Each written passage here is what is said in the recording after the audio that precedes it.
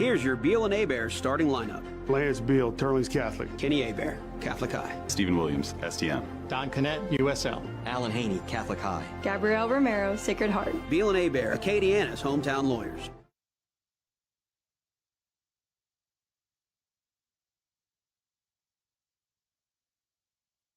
Here's your Beal and Hebert starting Every team lineup. has a winning game plan for Friday nights, but does your team have a fundraising game plan? This is Stuart Miller with Fundraising University. We help schools and teams raise more money in less time with a proven 7 to 10 day fundraising system. No more underperforming fundraisers. They take 3 to 4 weeks. No risky apps, no burnout. Over the last several years, teams in Louisiana have raised nearly $3 million working with us, averaging close to $600 per athlete. Don't settle for multiple small fundraisers when one great one can change your season. Go to fundraisingu.net today. Your winning play starts here.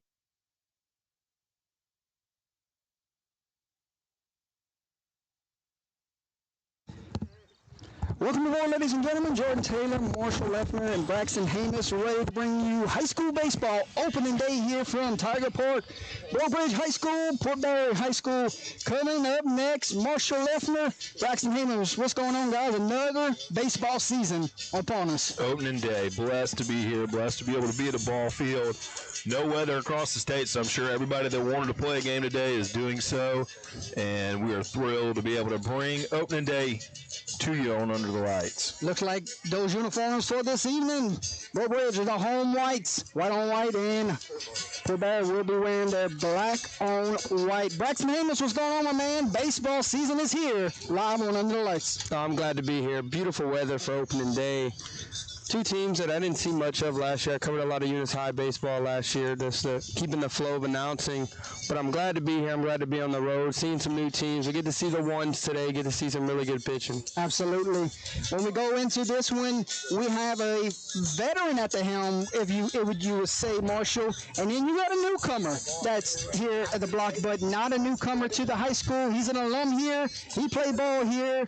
So you're going to see two head coaches. One has been here over a decade, and one is making his very first debut this evening. You'd like to introduce both of those guys at this time? Yeah, and I think it's really a perfect kind of dichotomy of these two coaches, what brings them here to opening day.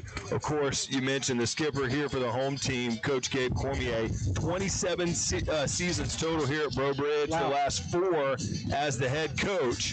So for as long as you and I have known anything about the game of baseball, Coach Cormier has been right here on this campus with this program.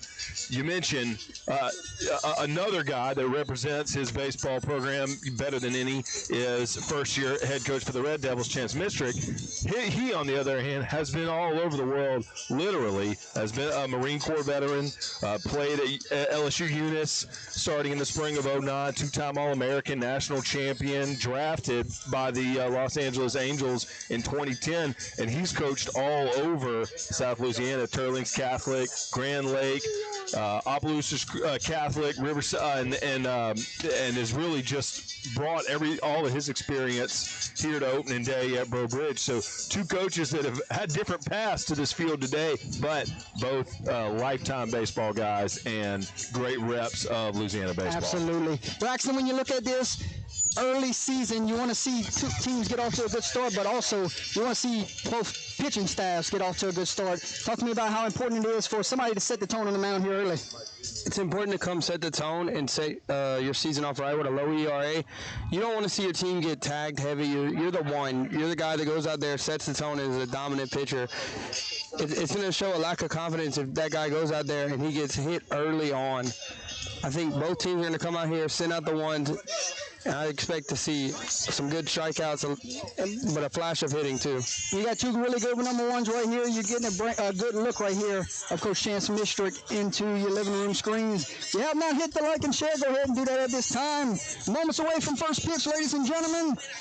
Red Devils and Tigers coming up next. How about those keys to victory, Marshall, at this time? What do you got? So, I think both teams, based on their 2025 seasons, kind of lead into to what they're trying to get done tonight. Barre Breaux is used to winning records, used to trips to the playoffs, and plays in a really tough non-select Division II that was won by North DeSoto last year. So what Barre Breaux has to do, you want to look strong on opening day. You're the bigger school. You're the program that you might think, definitely had a more successful season in the record book last year, so they're going to want to get off to a good start. Fort Berry, a new coach, and really kind of a new wave of excitement over this entire athletic program. One of the last times UTL was on the air was with Coach Valera, who's going to be heading up the football program. And so there's just so much excitement around Fort Berry athletics right now, and they get to display that tonight on the baseball diamond. Yep.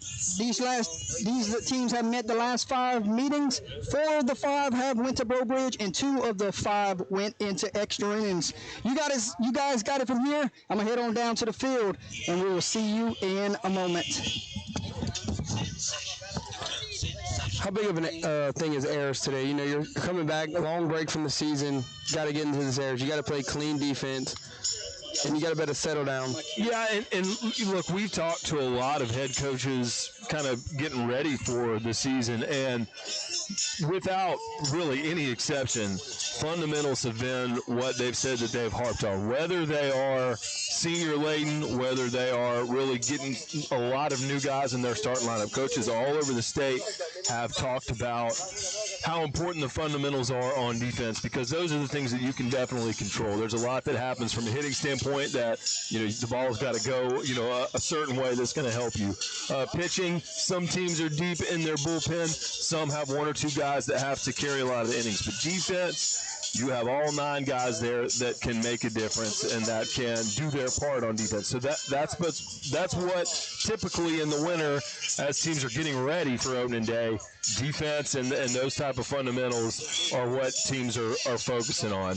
Beyond that, you certainly want to see your starters, your opening day starters. Those are guys that you're going to want to have good showings. That's going to be important. But yeah, the lack of errors is key, because you want everybody to get back in the dugout and get their chance to to bat and go through the motions and make this feel as real as it really is on opening day. But yeah, limiting errors obviously at the start is key, because as you know, Braxton, a lot of times defensive alignments don't stay the same. You may have a center fielder that may end up at second base by the end of the year. So it's just day one. You never know how defenses are going to end up looking and where they're going to be at their best. So there's a lot to settle in that regard, but you certainly want to look sharp on day one.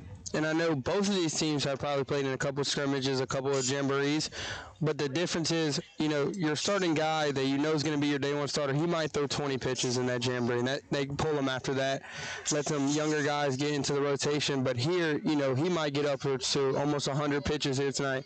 It's night one, how the starting pitcher's arms hold up, but what is the fatigue level going to be? Yeah, I mean, my guess would be, with it being Monday, everyone's got games scheduled all week long. Saturday, there's a chance for some weather across certain parts of the state, but for the most part, Monday through Friday this week is going to be a full go for games. So that's going to put all of these pitchers in a situation where they're going to want to win game one. This is going to be a full outing for them, and I really think that that'll be definitely important to see kind of how see your ace try to go 1-0 for sure. And we're thinking of errors. Our main camera has a good shot. Hopefully, we don't have any errors come right off this first baseline. Yeah, no netting down here, but the field looks great. We had a chance to get here for the JV game. They were able to flip that over, and perfect field conditions for opening day, and perfect weather as well, just as the sun starts to set. And the weather, it's been pretty cold here for South Louisiana. You're going to see a little bit of yellowing in the grass, but overall, a lot of green grass for how the weather's been the last couple of weeks. Yeah, you start to see the Port Berry Red Devils, a visiting team, their starting lineup get introduced. We'll have the anthem here just momentarily as we get set for opening day.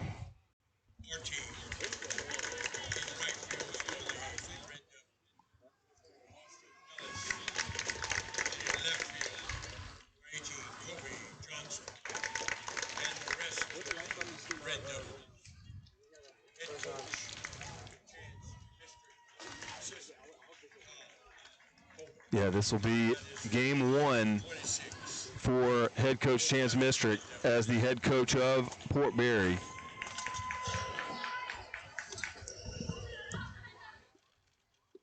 Yo, 2026. Hockey baseball.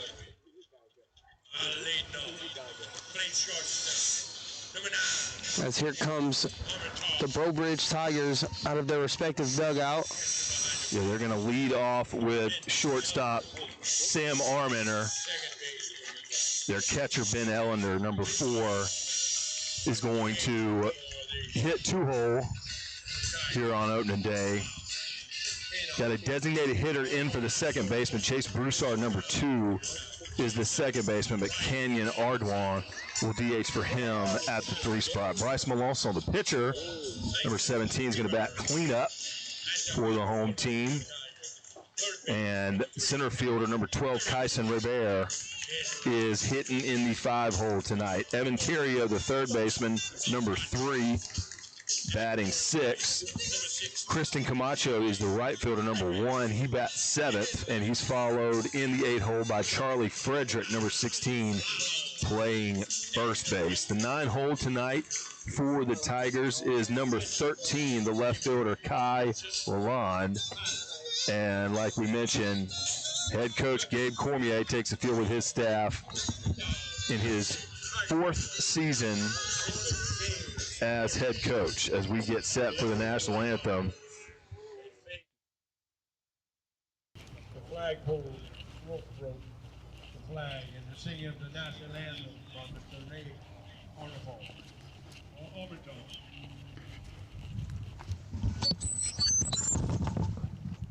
How's that?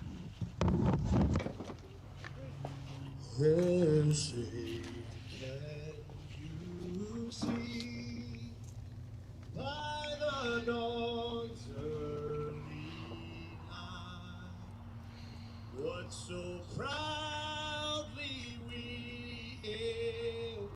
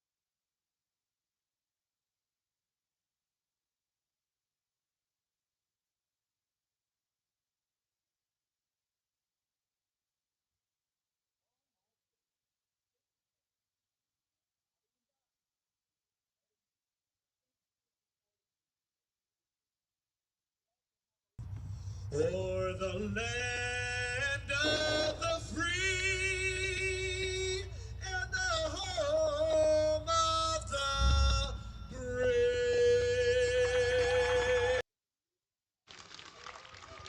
Oh, it gets better and better every year.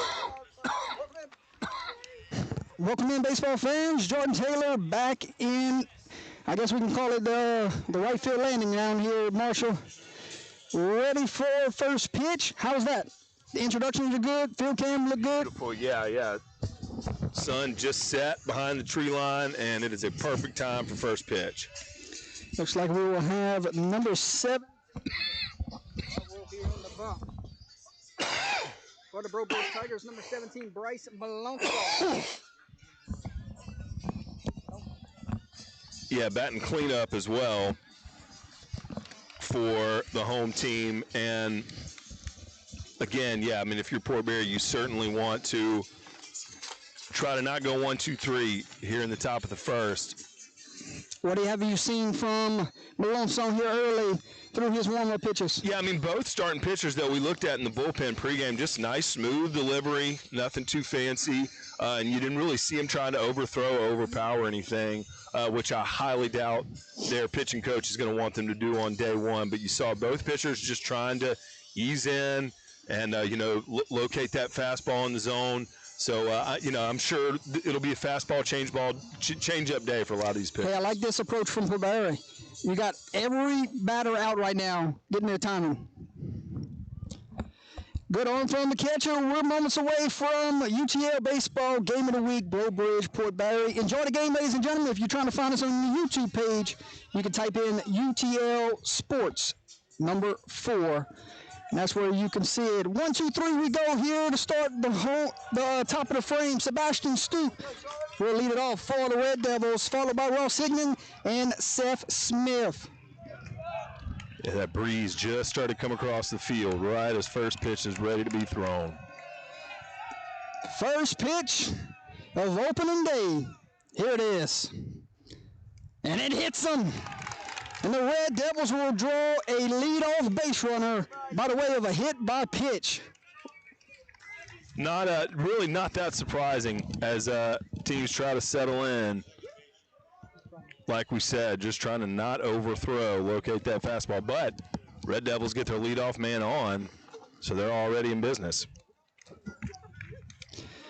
Now we see the second baseman, number 20, Ross Higdon. Healthy lead here at first base.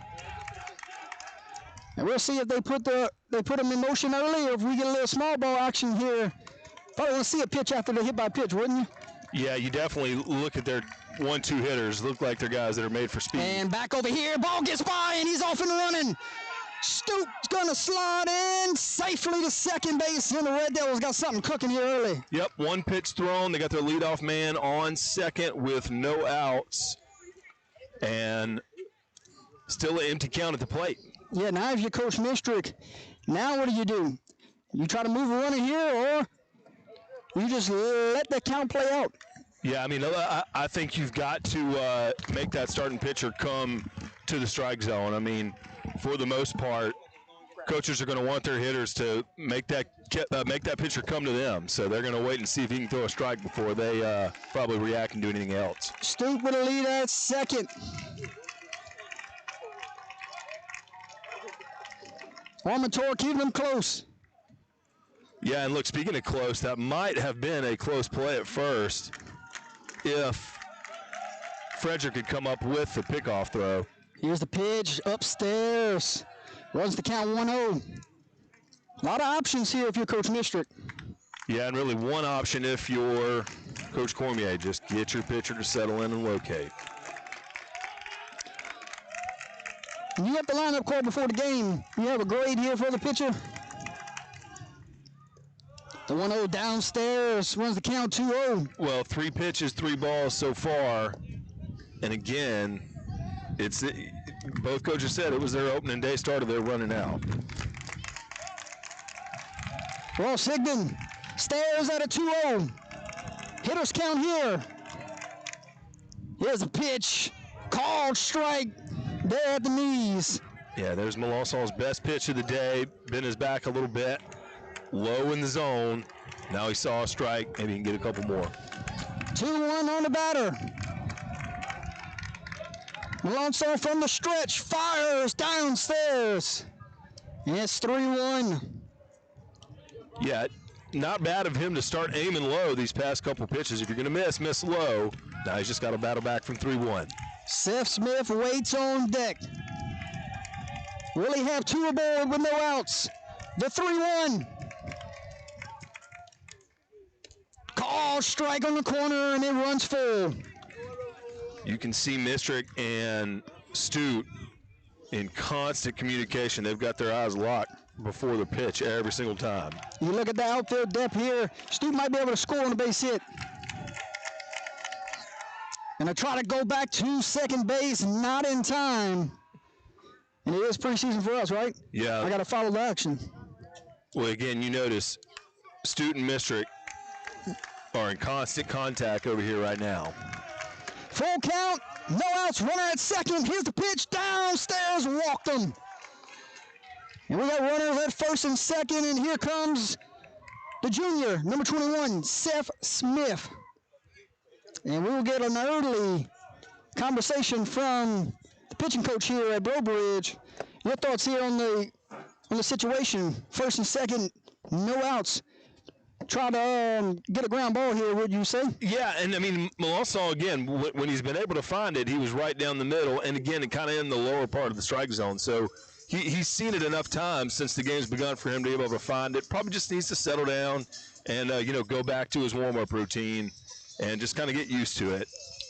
But again, his delivery or anything, he's pretty compact, not trying to overpower anything, so I'm sure he can find his groove pretty easy. All right, back to action we go. Seth Smith, your hitter. Runners at first and second. And no outs. Tough situation here for Malone, so let's see if he can battle out of it. Yeah, infield's in on the corners, up on the grass. And they're crashing like it's a bunt. It's a backdoor throw. So they faked like they were going on the bunt. Try to get the runner to lean a little bit. And heads up base on in there for Stute not to get picked off. Yeah, lucky for us. We get ducks on the pond, top of the first. Already a lot of action. Had 3 pickoff throws so far. The old Bender misses downstairs. Really just missed it, I think. That's a pretty good pitch. If you're ahead in the count, that's a great pitch to throw. If you're Smith here, you got to be thinking right center gap, wouldn't you think? Try to find a gap here and get some guys in motion. Yeah, a lot of space on the left side of the infield right now. Looks like the wind's pretty calm tonight. It's blowing out, in your opinion? Yeah, you kind of see it blowing towards right field a little bit, but not really anything that would affect a lot. Ground ball up the middle, diving effort, and wow, what a play. Shortstop saved the run right there. That's Sam Got up, Armenter. flipped it, and got the force at second. What a play. Moving to his left, got his glove on top of it and kept it in the infield. Had to kind of roll over and pick it up, but without a doubt, you saw as soon as he knocked it down, there was no way that Stu was going to be able to round third. That's a fantastic play moving to his left. Those 6-4 put out there. Yeah, and got the force at second. Now you got first and third with 1 out. Good spot here. Yep, Good spot for a hit and run here. Already, absolutely. You got first and third, 1 out. Smith got good wheels here, but you got to be wary of the third to first. And Barre Breaux, after the struggle start, you were 1 pitch away from getting out of here. Yeah, and Port Barre, 1 pitch away, right here in the middle of their lineup to maybe get some momentum going on offense. Fake the throw to first. Try to get a runner leaning down the line there. Yeah, and you can see that's when you're going to see your head coach the most active, is when your defense is first and third. Malonzo is going to step off, take a breath, reset. Good crowd watching at the moment. Hit the like, hit the share, let everyone know they could not make it. We got this one for you. Bailey Rito is your hitter with 1 out here. And he will see one downstairs. Yeah, just below the knees. It's a pitcher-pitcher matchup. Both pitchers batting cleanup tonight. Go back to the runner at third a while ago. I didn't get a close eye on it, but you think he could have scored right there? He checked up, so as soon as he rounded third, he started, and his coach held him up because, again, you could definitely see that Armenter was on top of that ball. I mean, he wasn't going to be able to get up and make it to first, but he was on top of it. What a phenomenal play from Armenter. Yep. Went with the off-speed there, got 8 swinging, and now he runs himself 1-2 in the count. 1 out here. Yeah, he really did. Just go in glove side, took 2 steps to his left, and got laid out. Really nice play. Good spot here to run if you think 1-2. Might see the Bender again. Instead, ball gets in the dirt, and he's off and running, and he will fake it to second, and it will be runners at third and second. Good dirt read there. Textbook job of blocking up by Ellender, the catcher. That's a really nice job. Just stay in front of it. But second and third, 1 out now, so a sac fly is in play for sure. Yeah, right field's playing deep. Left field's shallow right now, so you got to have to pick your poison here. He will go back into motion. And Rito sees a 1-2, swing and a miss, and he is down for out number 2. And it was all speed. He went back to the off-speed. Yeah, I was wondering if Rito was kind of sitting on a fastball there because he was out in front of it a little bit, but it was in the strike zone. That's a great pitch. Now we will see the 5-hole. Number 5, Ben Smith with 2 outs here. Runners are at third and second. Opportunity to get 2 here with a base hit, and Barre Breaux an opportunity to get in the dugout with no runs. Lefty shift. Upstairs for ball number 1. Such a huge difference between second and third with 1 out versus having 2 outs up there. So now any pitch will get you out of here, but you got a lefty at the plate. Yeah, 17. Malonzo got to make sure he gets over here on the ball, hit the first. Here's the 1-0, swing and a miss. Got him chasing in the dirt. Yeah, that one was out of the zone. Smith just had his bat around, wasn't going to be able to check back. Count runs 1-1. 2 outs, big moment here in the top of the first inning. Opening day. Here's the 1-1. Missed outside and runs the count 2-1. Poor Barry doing a really good job of being selective here in the top of the first. That's a beautiful sunset there behind the outfield, Jordan. Yes, sir. 2-1, 2 outs. Smith, your hitter. Melanson rocks and fires, fouled off. Yeah, kind of slow moving his bat through the zone there. A little half hard to swing. We got 2s on the scoreboard. There's a big pitch. Big pitch indeed. Who's going to take the momentum here early in this opening day contest? Wouldn't shock me to see Melanson just come at him, right at him with his best pitch, fastball somewhere on the outside of the zone. Melanson fires outside and it runs full. That's what he did with it, but it was just a little bit ran out to the right, so really nice opportunity for both sides here. Full count, 2 outs, runners at third and second. The payoff pitch, fouled away, and we'll do it again. Good job by Smith. Battle off there. That was right down the middle. Yep, it's like you said, do it again. What do you go to here on full count, 2 outs? Wouldn't surprise to see Uncle Charlie come out here again since he got that fastball right down the middle. Here we go, payoff pitch, full count, 2 outs. Oh, what a snag by the second baseman. Number 2 just jumped out the gym, literally. It took a timing right there to go get that ball, and he did, and that will end the inning. My goodness, I mean, right down the middle with a fastball again. Chase Broussard, number 2, climbed the ladder. I mean, and that was just by the by the laces. And we will go to the bottom of the first inning. No hits, 2 runners left, and no runs come across. We played the top half of the first. We're coming to the bottom. It will be Sam Ormentor, Ben Ellender, and Kenyon Ordwin. When we come back, you're watching an opening day baseball live on Under the Lights.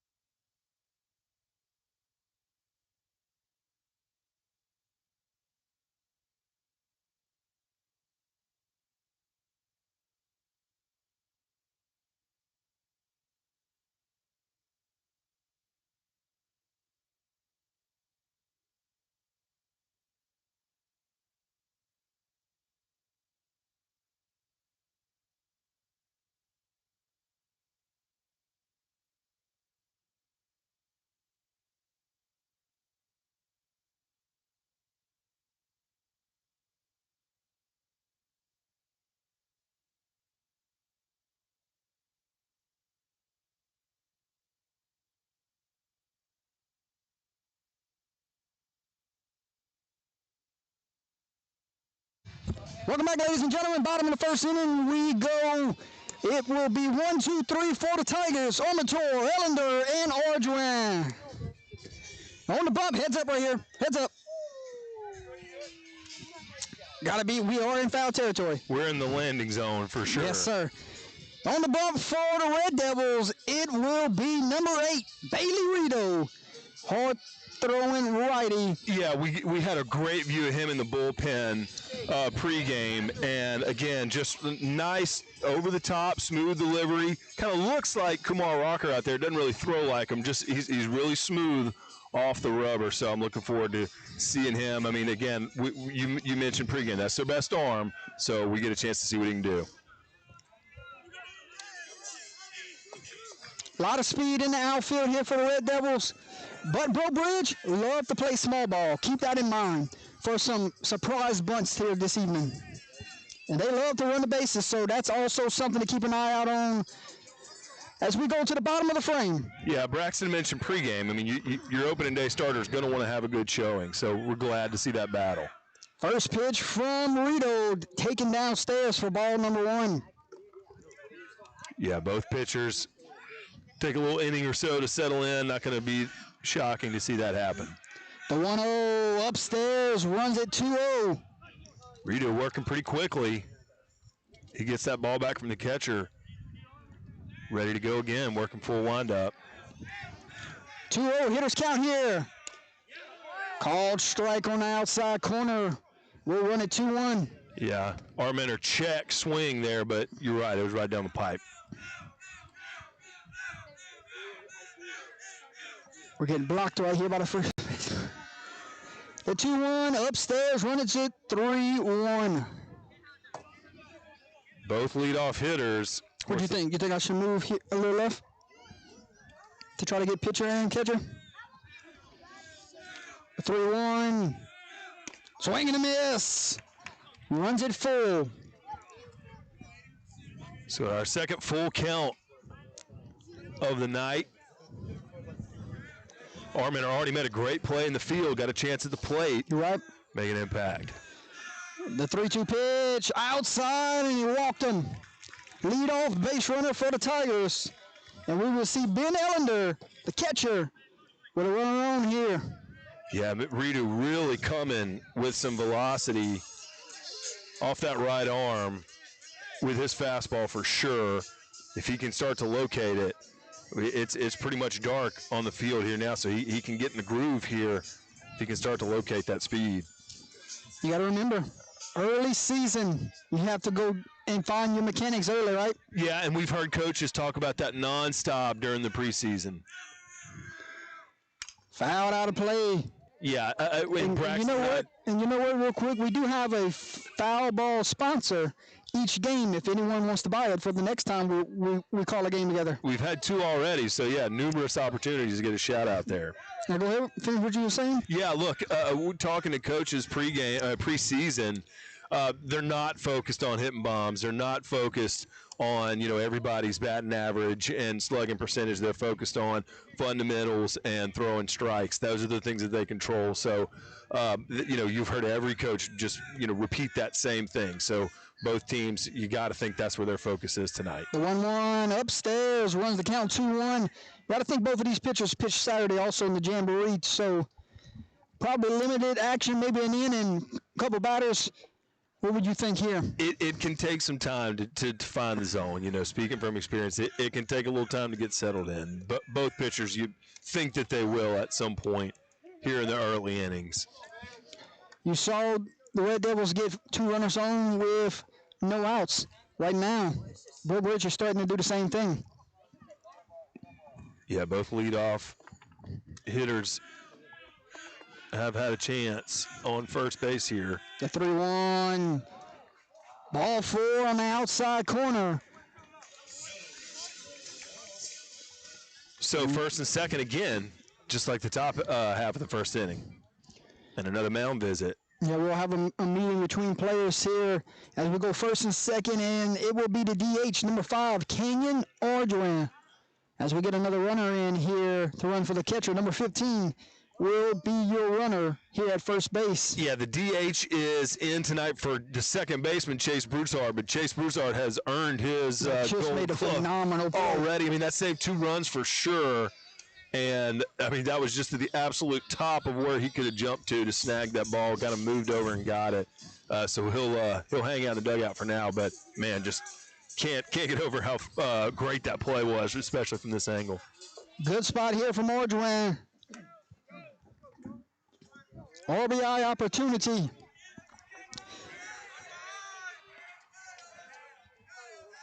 And he will show bunt. Pulls back, sees a strike on the corner. Man, there's that speed of Rito. That fastball is super effective. Yeah, if he can locate it and find that outside corner, he can be on for a while. And he works quickly, too, so he can definitely outpace you as a hitter. 0-1. Might show hands again here. He will. Popped it up, foul, and he will run it. 0-2. The ball was bunted all the way over the backstop. Out of play. You know, I've seen Barre Breaux in the past. They will run out an 0-2 bunt. Well, speaking of 0-2, that's our first 0-2 count right here, so we'll see where the aggression comes from. I got to think three-hole hitter here, Ordran itching to try to send one in the gap here. Sees one upstairs. Good waist pitch. And runs a 1-2. Got that nice stance, wide stance. Got his weight underneath him. And an opportunity here to drive it into that left center field gap. 1-2, no outs, runners at first and second, popped up right here in the infield. Who's gonna get it? Catcher running over forward, and he's got it. Nice catch there by Bertrand, number 15. Colton Bertrand ran a mile to go get that one, got underneath it, and he will record out number 1. Good job by Ben Smith to the first baseman. He tracked that ball perfectly. If Colton Bertrand was not going to be able to get to that, Ben Smith would have had it. He took a perfect angle to get where he needed to be to help back up. Now if you bail a Rito, you're ground ball away from getting out of here, getting your team in the dugout and going hit for a little while. And what a big lead there at second base. Yeah, Armenter slipped a little bit, taking his lead. I'm surprised he didn't wheel him right there. We will see, this is your pitcher, Bryce Malone, your hitter right here, trying to give the Tigers the early lead. Fouled off. Runs the count 1-1 with 1 out. Runners at first and second base.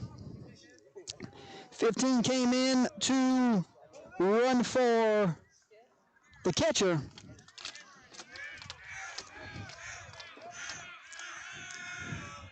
Fouled off again. Same spot. I'll tell you what, that foul ball sponsor looking real good right now, right? Yes, we're going to have to give it to our friend over there at the Fundraising University for tonight. Sounds good? Look, you'll see a lot of hitting coaches that don't mind that. You foul off one you don't like, wait for one you can drive. 1-2, 1 out. Rito in the stretch.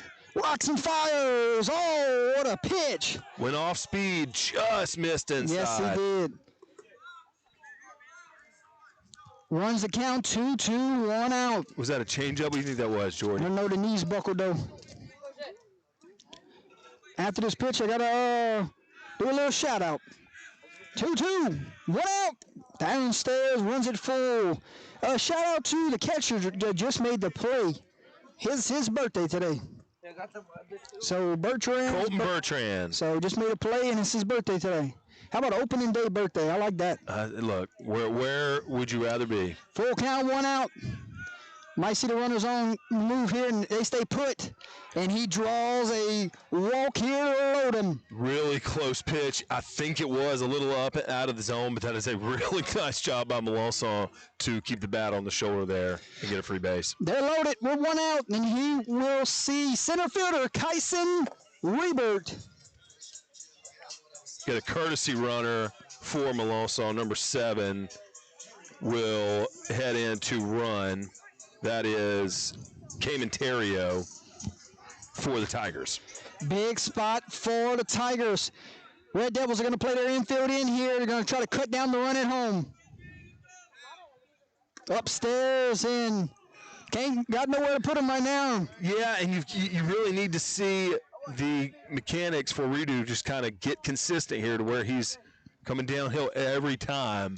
The 1-0 upstairs again, and Colton just saved the run. Yeah, seeing a few different things with his arm. Just settle in, same thing each time. He's got the speed for it.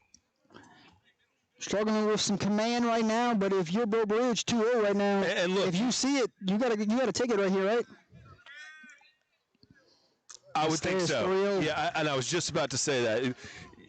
If a lot of these pitchers, you don't get them early, you're not going to get them. So if he settles in, he's only going to get stronger with that velocity. He'll get a mound visit now from Coach Mistrick. because, again, just continually getting behind and counts. But, like you said, one pitch away. At 3-0, you got a long way to battle back. We'll step away, ladies and gentlemen. 3-0, bases loaded, 1 out. When we come back, you're watching Opening Day Baseball live on Under the Lights.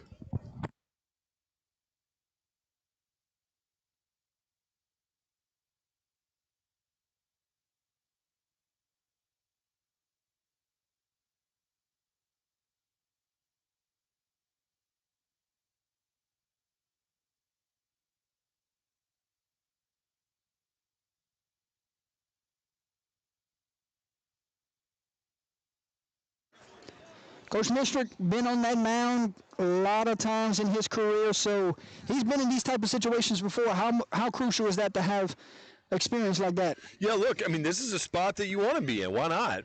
Bases loaded, 1 out. This is a jam. Like, this is what you want all your players, not just your pitcher. This is what you want everybody to work through. Upstairs, walked him, and we get our first run of the game. And it comes with a 3-0 walk, 4 straight pitches, and number 12, Kyson Weybird has his first RBI of the season. Yeah, not missing by much. I mean, it's not like he's wild all over the place. Just got to consistently just get in that groove to where he can start to locate a little bit. Then you can start painting the corners, and you can start changing speeds. I mean, that was right where he needed to be, and you can build off of that. Just find that one, and then just do what you did in the bullpen pregame. Evan Terrio, your hitter here. Corners are up, and your middle infield is back here for the double play ball. Yeah, really, ball hadn't been put in play by either team. That's kind of a test of defense. Got to stay alive, just like Broussard. 1 in, you score, bases loaded, 1 out. Called strike 2 on the outside corner, and he runs the count 0-2. That's a great pitch, and that was off the center too. I mean, that's a spot that's going to be tough to hit, especially at that speed. 0-2, 1 out. Upstairs, little show me pitch. Yeah, and again, he's working pretty quick. He works at a fast pace. Some pitchers like it that way. That's fine. But, he'll settling in is going to be key for him. 1-2, 1 out. We'll do it again. Swing and a miss. And number 3, Terrio, is retired, and we got 2 outs here in the bottom of the first inning. Boy, it'd be crucial and huge if he can get his team in the dugout with only 1 run. It's our first strikeout of the evening. It's a swinging strikeout, and again, that's just Redo being able to find that spot in the zone. He's tough to catch up with. Number 1, Christian, swings at the first one. Couple good pitches here in a row for number 8. And I don't even want to attempt the last name. Camacho? Camacho. That's what swing and a miss. And he's quickly down 0-2. Whatever Coach Mister told him, I'll tell you what, he's found a groove here quickly. Look, any broadcaster calling a game in Louisiana is battle tested as far as last names. We can handle it. Somebody knows. 0-2, 2 outs. Upstairs. He runs the count 1-2, 2 outs. And just like in the first inning, Malone saw missing low. Redo's been missing high for the most part, but he's still ahead in the count. 1-2, 2 outs. Swing and a miss, and Rito battles through it, gets his team in the dugout, and that's got to feel good for his confidence going in. Exactly right. His body language coming off the mound was great. Like he has the march of someone who's like, all right, I got it now. We're good. And we got a 1-0 ball game. We head to the top of the second inning. Ladies and gentlemen, we'll check on those hits and those runs and those left on base when we come back. Don't you go anywhere. Top of the second, when we come back, it will be Bertrand, Ortig, and Ellis.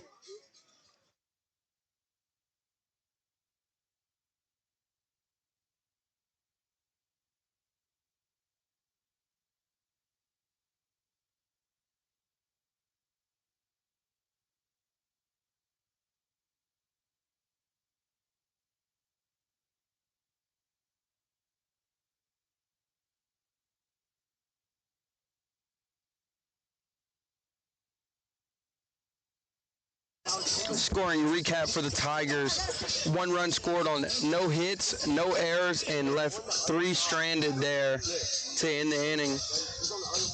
Early walks from the Red Devils kind of gave a little hope to the Tigers, but able to fight back. Had 3 on with only 1 out. Gets a 2 big strikeouts in the inning and got a little fly out to the catcher. Was the first out. But 4 walks in the first inning. That's not really what you want to see, but he did battle back to get 2 strikeouts in the inning. Yeah, and 1 error in the top of the first on the pickoff throw to first. So 1 error through the first inning, couple walks, and we'll see what the top second brings. And already we've got ball 1 behind the catcher. It's the birthday boy. Colton Bertram will lead off the top of the second inning. Red Devils down a run.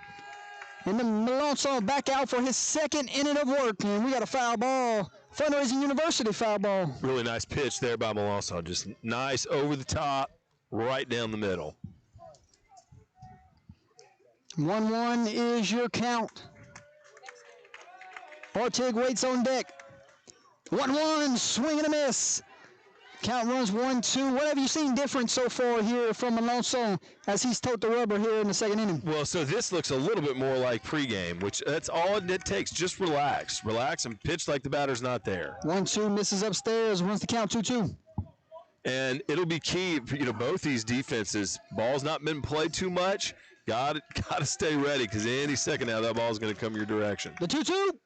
Fouled away for another Fundraising University foul ball. Yeah, and look, that same spot over and over both teams. That means these hitters are a little bit late, trying to get their timing to come around, but keep kind of fouling it opposite side of the field. Malonzo with the 2-2. Ground ball here to the shortstop. Fires it low in the ground, and he missed it. Ball trickles away, and look at the right fielder comes in flying. Camacho with a really nice job of backing up there right field. Made it easy to make sure that Bertram was going to stay at first. And look, really good pickup there by Armiter. Kind of took a stutter step, read the way that ball was hopping up. He had it in his glove, just missed the throw, just missed a step on the throw and skipped it. E6 we call it, and it will reward the Red Devils with a base runner here. And we got a runner for the catcher here. Let's see if we can get this number. It's number 2. We'll see who that runner is. We got a courtesy runner in for Port Barre, and that is number 2, Andrew Barker. Okay. Taking a big lead. And they're going to show bunt balls in the dirt, and tell you what, if he'd have had a good dirt ball read there, he was standing on second. Yeah, Ben but he hesitated. Strong arm from squat back there. Ben Ellender got it down the first base line. Coach Mishra's going to call Ortig over. Well, let's talk about this situation here. Runner at first here. He showed bunt, pulled back with the ball in the dirt. Yeah, and again, so now we've seen an error by both teams trying to get a throw over to first. That's Natchitoches Central's second error. Brobridge is a second error, excuse me. Takes the bunt off and takes ball number 2. Forgive him, folks. He's got that North Louisiana. I saw the maroon. I forgot where I was for a second. 2-0. Nobody out. Big lead here at first. Missed downstairs, and he's off and running. And a cannon there from the catcher. And he is gunned down at second base. So really, Ellender actually hesitated, pump faked a little bit, and I think that maybe Barker might have missed a sign because you can see a little bit of confusion coming off. Well, the way the coaches just reacted, looked like he might have went on his own. And that one's fouled off here. It's out of play. And a long run forward, but Will found foul territory. Well, you had momentum to start the inning right there, and you just gave it right back to Brobridge. Yeah, and down 3-0 too in that situation, but really nice job by Ellender. Both situations. Courtesy runner just come into the game. Got to make sure he's sharp, but Ellender was the sharper one there. 3-1 fouled off, and we do it again. It's full count. And again, all these righties fouling balls off to the first base side. Yeah, they got one that comes this way. I hope y'all can protect their equipment. And look, we're locked in over here. Full count. We're also with an opportunity to get another punch out here. Rocks and fire, swing and a miss. Down on strikes goes Ortig for out number 2. Yeah, Malonzo climbed the ladder, really located that ball. Ellender got up and snagged that one right at the top of the strike zone. 2 outs, base is empty. Austin Ellis is due up here with 2 outs here. And Malonzo trying to get his team in the dugout with a 1-run lead here. He fires a strike down at the knees. And now you kind of start to see the velocity on his fastball pick up a little bit as he settles in. 0-1, 2 outs. Ellis, swing and a miss. Yeah, so he picked up a little rhythm here, and quickly, 2 strikes, 1 pitch away. 0-2. On the windup, here's the pitch. And he went down on strikes, and the Tigers go 1, 2, 3, 1. Really nice job by Malonzo there, just to say, look, enough with this. We're getting in the dugout. You go 1, 2, 3 there, an error in the inning, but no runners left on, no runs come across. And we will go to the bottom of the 2nd inning with a 1-0 ball game. We'll check and see who's up coming up. Who is it?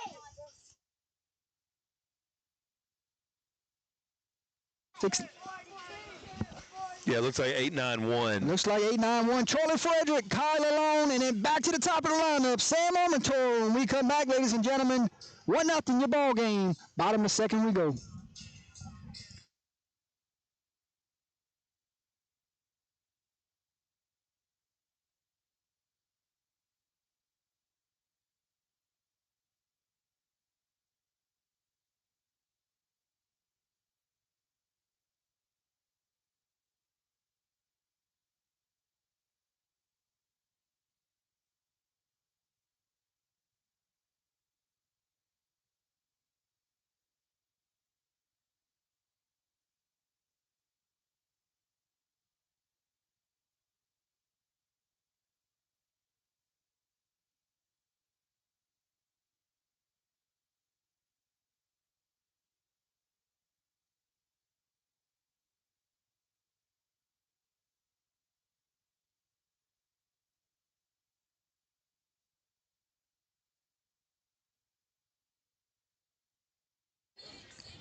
Welcome back to the Fundraising University broadcast booth.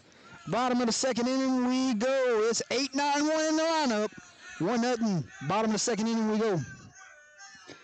Rito back out for his 2nd inning work, and that one misses outside for ball number 1. Yeah, you see Rito went right back to work, and you like that rhythm that he has. And that one is ripped into center field for a base hit.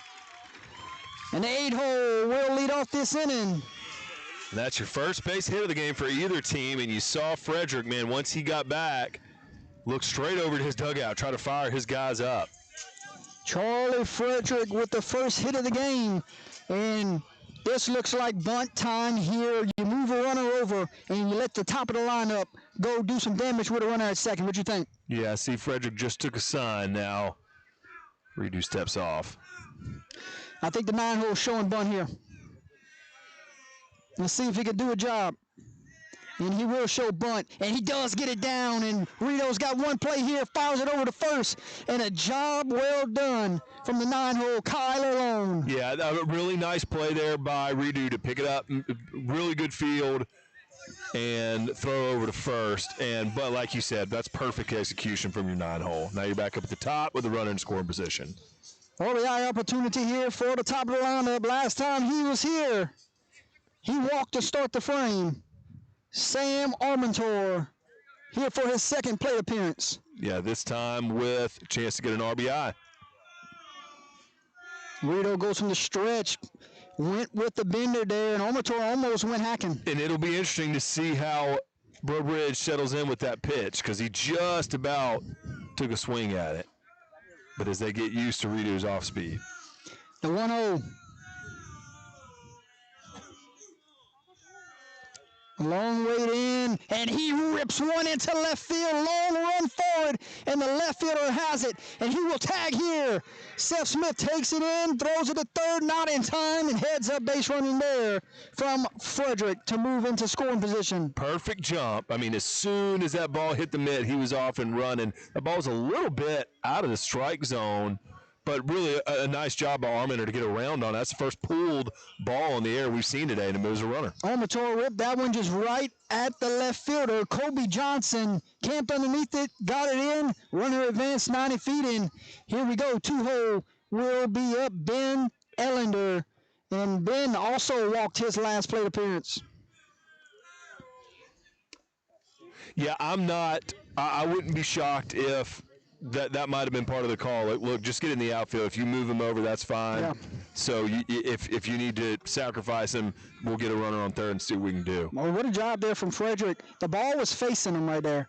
But to have the awareness to get back to the bag and put the burners on and go move up 90 feet because a pass ball now and you get the second run of the game. Yeah, and now Ellender's got a 2-0 count in his favor, so he might see something he can drive. Yeah, you got to be hunting fastball here. Unless Rito goes get me over pitch here. And he did.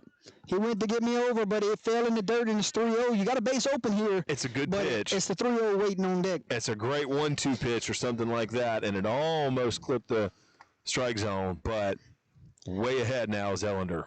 3-0 here. You got to come back and get him. You got to climb the ladder here. Or you give him the base, and he runs it right down the middle for strike number 1. So now this at-bat has begun. 3-1. Ready to found the strike zone. Let's see what these guys got. Yeah, Ellender, you got to be careful here. You cannot chase ball 4. Big pitch. You got a big hitter waiting on deck. Here's the 3-1. Missed upstairs, and now Barre Breaux has something cooking. They got him on the corners, and here comes the 3-hole, Kenyon Ordwin. And again, that has been the spot where Rito has missed. Just a little bit of high and inside. He's done that plenty of times. We'll get another courtesy runner. Number 15. Comes back in Same for runner. the Tigers. You have first and third here. You have to be smart about your decision here, correct? Yeah, Noah Delahousse comes in for Barre Breaux. If Bertrand can make the throw here, you take the chance, but I might just put this one in my back pocket. See if we get a third or first here. No check. He's off and running. And Bertrand will throw it back to the pitcher here, see if they have something moving there. Good jump by Delahousse, and I think he was prepared to get in a rundown if he had a chance, but nice job to get down there. Now infield will play back with 2 outs and a foul ball here. Another fundraising university foul ball. Yeah, Delahousse took off, got a good jump, but as soon as the throw came down, he checked up a little bit just to kind of see if he could bait a rundown and see if they could score from third. But now we got an 0-2 count. Yeah, 0-2, 2 outs, a chance to get in the dugout here and leave 2 stranded. Here's the payoff pitch, right down the middle, strike 3, and Rito gets them out of the inning. It's the second time he's got a strikeout to end the inning. Nice job. 1 hit, 2 left stranded. We go to the top of the third inning, same score. It will be Johnson, Stoop, Higdon, 9-1-2 when we come back.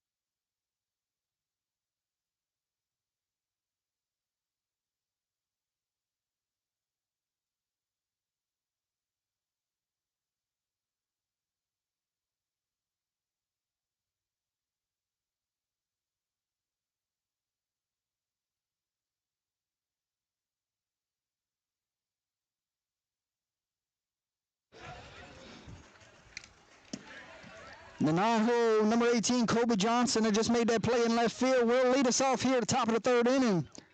So we're halfway home here in this opening day matchup. Both of these teams got a lot of baseball here in this opening week. We'll check on their schedules a little later in the show. As a fly ball hit to the right fielder, he's off and running, and number 1, Christian Camacho has it for out number 1. Yeah, Camacho got under there. I remember, as a pitcher, that's always, you got that number 9 hole leading off the inning. You don't want to waste that, hit him in the leg, and get your inning off to a bad start. So I know as a pitcher, you want to get that 9 hole out of the way now. Now you got top of the lineup, but you got an out and out of the way. Stute led off the game with a hit by pitch, the first pitch he saw. And he will take a ball downstairs.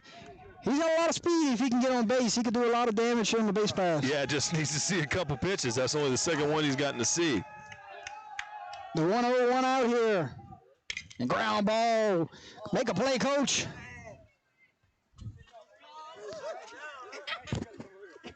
So again, foul to the first base side, both teams.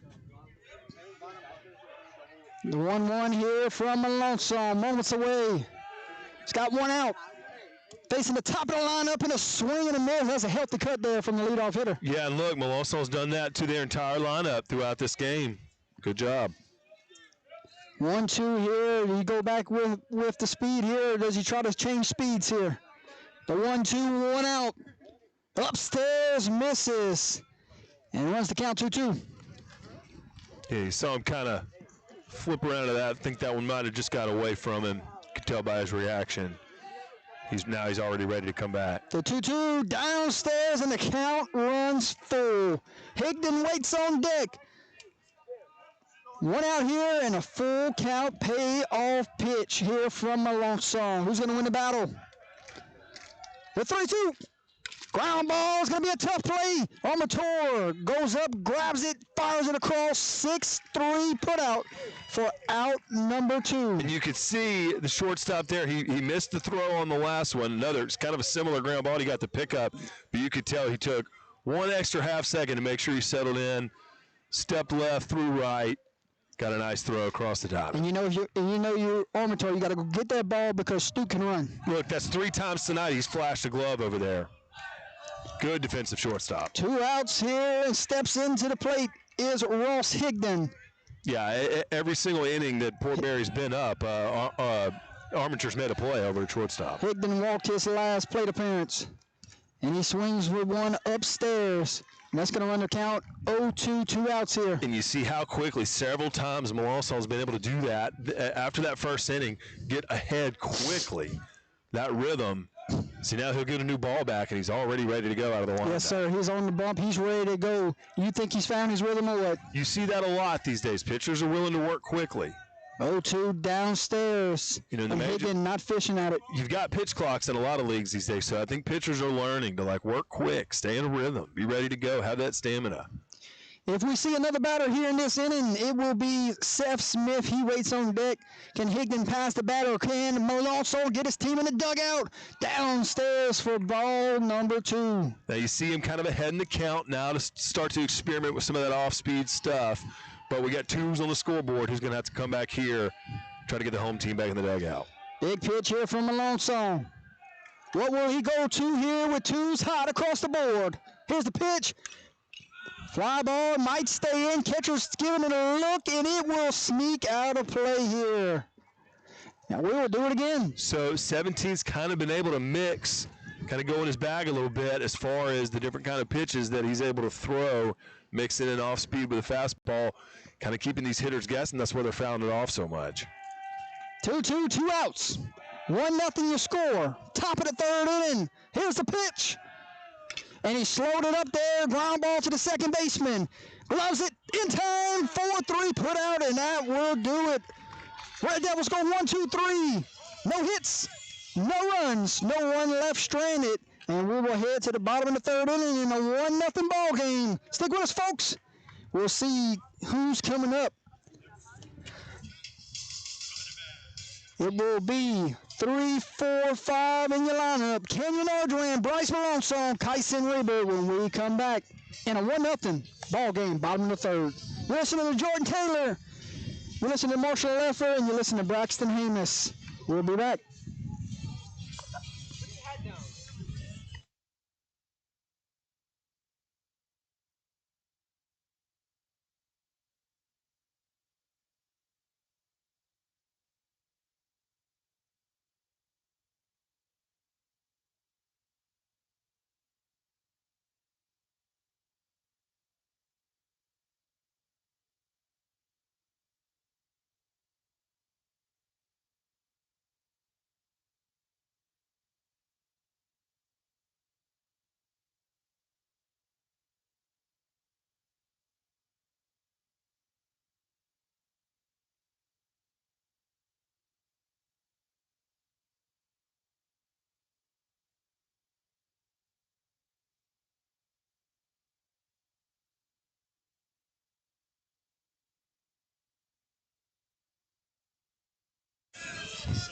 Here we go. Bryce Malone will lead things off here, bottom of the third inning.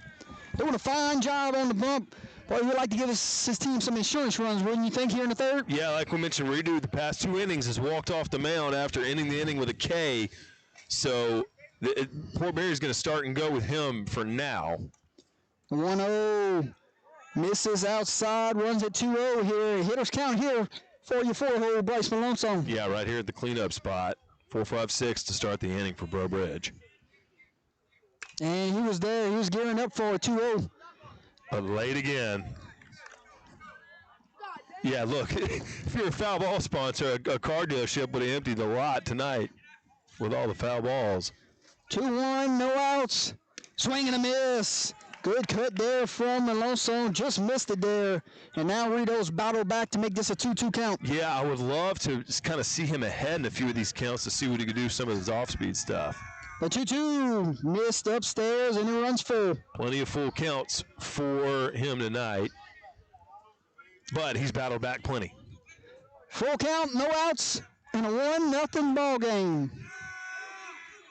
Ground ball to the shortstop. Smith gloves it, fires it across to the other Smith. Brother-to-brother connection there for out number 1. A little 6-3 put out there, just what the doctor ordered. Yeah, perfectly fielded and thrown, and that was a good chance for Fort Barry to kind of get it around the horn a little bit. Their infield hasn't been able to be that active, but those are the kind of plays you just want to see. How many plays you think they made in the backyard between those two brothers, huh? Between that and 21 outs, yeah. They know what that looks and sounds like for sure. 1 out here, Rito back to work. And he will go downstairs, and you talked about that, trying to get ahead in the count there, and there's another 1-0. Yeah, because, I mean, a lot of situations, your off-speed stuff is going to be something that you can use when you're ahead in the count. If it's 2-0, you've got to find that fastball and got to see something go in the strike zone. But 0-2-1-2, you can really try. Rito's got, what, 4 walks so far? Another one. Matoya will give Barre Breaux base runners and Rito's 5th walk of the night. Yeah, Ray Bear, the center fielder. So, got some speed on first base again. Evan Terrio, the 6-hole up to bat now. Yeah, we'll see Terrio here with a runner aboard and a good lead here at first base. 1 out here. See if they throw the hit and run on at any point in this at bat. And he's off and running. And he takes a pitch and not in time. He got a great jump there. And really speedy. And there's no surprise he's their center fielder. He got down there quickly. So now, Tigers in business a little bit. 1 out, runner on second.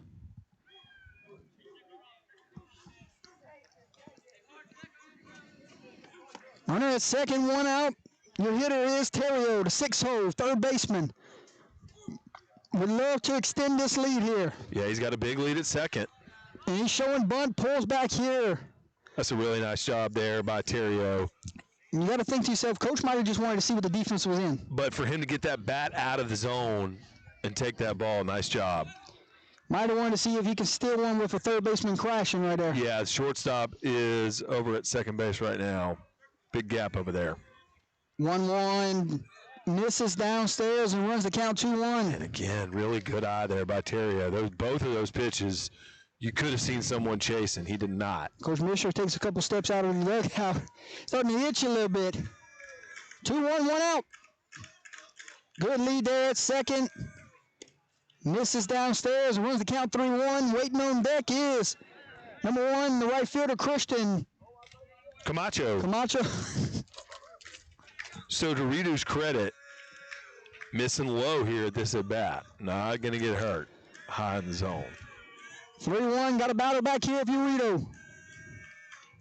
Here's the 3-1 pitch, and he rips a ball into the gap, and he is off and running. Run will score, and he will put the brakes on in an RBI single for number 3. Evan Terrio, ladies and gentlemen. A great at bat by him to, like we said, lay off those pitches low in the zone, and that is an absolute example of what a 3-1 pitch can do for a hitter. That was right over the fat part of the plate. He drove that ball just like it was BP, put it right in the gap left center. That's a textbook RBI single. Nice job by Evan Terrio. Terrio does his job, gives the Tigers a 2-0 lead. And that's winning a 3-1 count as a hitter for sure. And now we will see number 1, Christian Camacho. Showing bunt, and they're going to say he went. Nice block there by Higdon, or by Bertrand. Right now, if you're Rito, you just got to get back on the bump and go back to work. Because you know you're still a ground ball away. You got a good middle infield that can turn this sucker. Yeah, that was a good pitch. Of course, it's just a situation. 3-1, the hitter's looking for that. So he can still battle back here. And a check over here on him. And what have we said all night, in situations like this? One pitch away. Ground ball, he can be out of here. Look at the lead, though. He's off on this pitch. Yes, he is. It started with the lead right there, Marshall. Ooh, Terrio almost came off the back there. He slid past it. Nice job of base running. You seen the difference in leads, though, from the first one to this one? Yeah, and look, a good jump. It was a perfect strike, a lot of velocity, and a good throw by Bertrand to get it down there. But this is no surprise you're going to see base runners test defenses early. That's an early season recipe to try to get your offense going. The Barre Breaux recipe has always been they love to run bases and they love to play some small ball. Yeah, especially early on. As a team, you can run bases and you got to make your defense do a lot of things well. And all you got to do is try to get from first to second to third. So nice job there.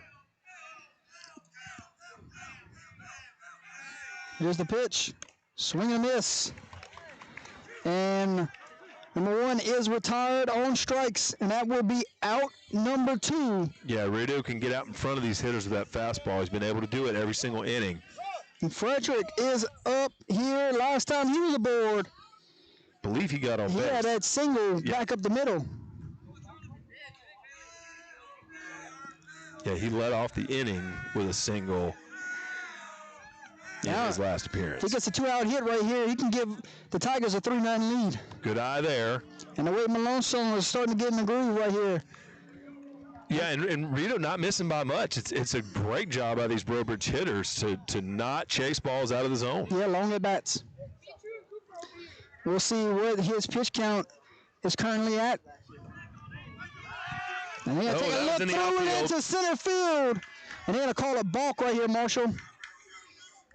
So he will be rewarded the base. Yeah, and look, a balk's a better outcome for them because I think that Terrio probably could have got around third and challenged the throw. Play at the plate, yep.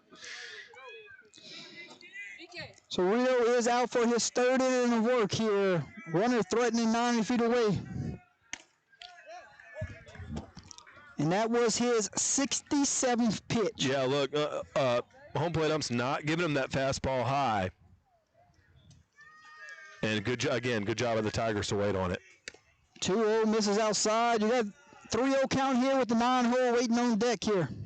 Yeah, and it might be a situation for a pitcher. You might take an extra breath and just get your rhythm where you want it to be. The 3-0 missed upstairs, and here comes Kylie alone with runners on the corners. Had that sack bunt a minute ago. I don't think you're bunting here. But 2 outs. No. Especially with, again, the 9-hole, you're going to make that pitcher come to you.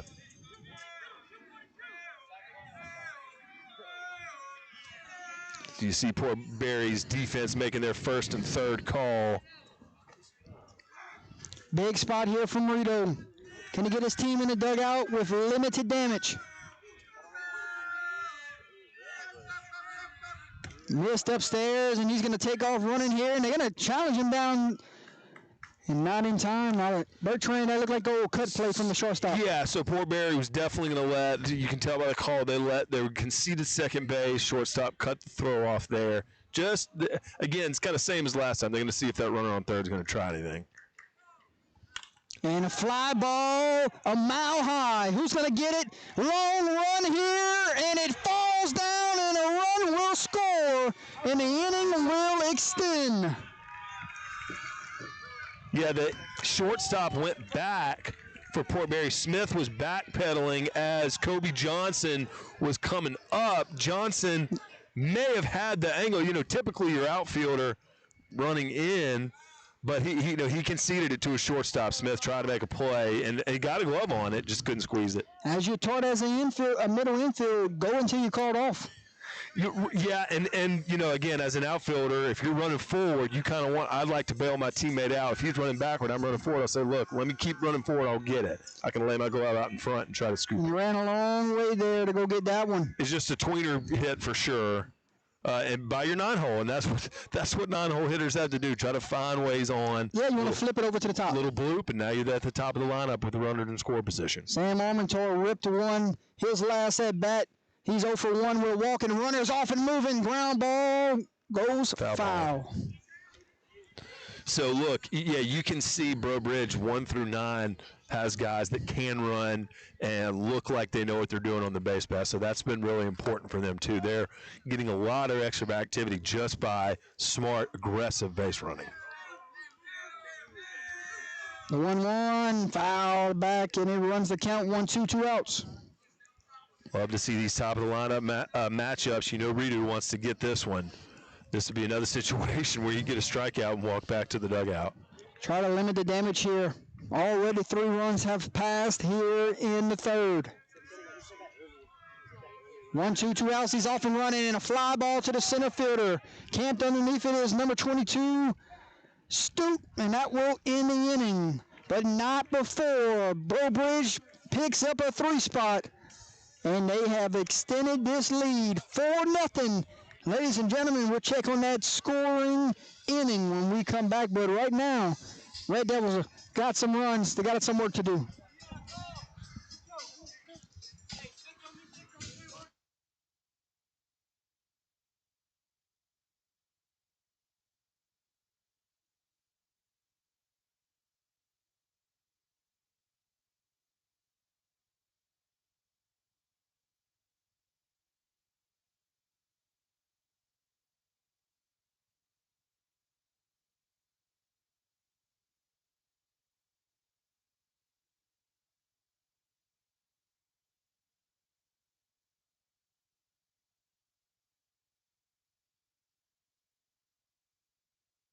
Scoring drive for the Breaux Bridge Tigers. 3 runs scored on 1 hit, 1 error, and 1 was left stranded on base. Good inning, a lot of walks for the Did my man say scoring drive? Scoring drive. Look, Are we in football season? we're driving the sulfur, baby. Go ahead. So used to that scoring drive, but Scoring inning? scoring inning, I guess, yeah. Scoring summary. But a lot of walks for the Tigers, got them in good field position. That error that scored 2 runs almost got Port Barry out of the inning, but Seth Smith up, swings at the first pitch. Down 4 runs, got to try to go cut it in half this inning, wouldn't you think? 3, 4, 5. Not a bad 3 guys to run out there to try to get done. Malonzo out for his 4th inning of work. And he's up to 51 pitches. This will be his 52nd pitch right here.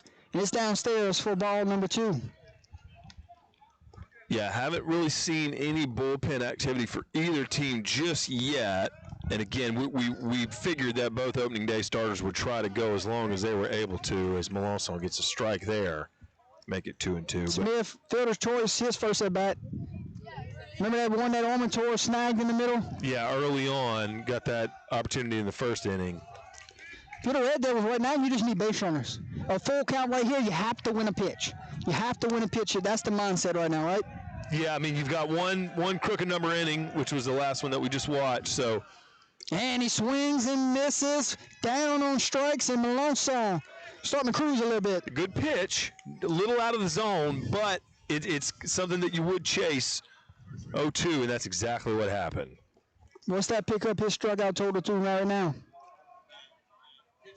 I believe that's his second or third or fourth. His fourth of the night so far. Thank you, the bro. shaky start in the first inning, he's now gotten himself in a groove. Yeah, you can tell. I mean, you can tell the mechanics, you can tell the rhythm, you can tell the body language. He's settling in. Bailey Rito, your hitter up now, and he swings past strike number 2, quickly down 2 strikes. And this is that situation. Is this the time of the game where you start to see body language go in a different direction for each team? If you're Port Barre, you got to hang in there. Scratch one back. 0-2, down on strikes, and Melanson is fired up after that one. Yeah, and you can see the whole infield, too, being able to throw it around, getting the momentum going. Love when a pitcher can get in a groove like that. Yeah, he is laser focused, ready to get He's right back on the bump. Yep. His 5th strikeout of the game. In steps Ben Smith with 2 outs. Right-handed thrower, left-handed hitter. And we'll see ball 1 downstairs. You know if he's a switch hitter, Jordan, or just straight left-handed? Straight left. Yeah, you see that a lot. Right. And look, that's your perfect first baseman. Yep.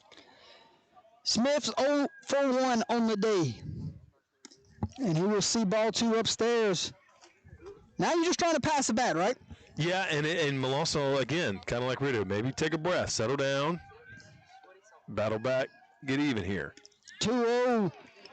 Good pitch. Blows by that swing and runs to count 2-1. Yeah, Smith pulled his head out on that swing, trying to pull it down the right field line. 2-1, 2 outs.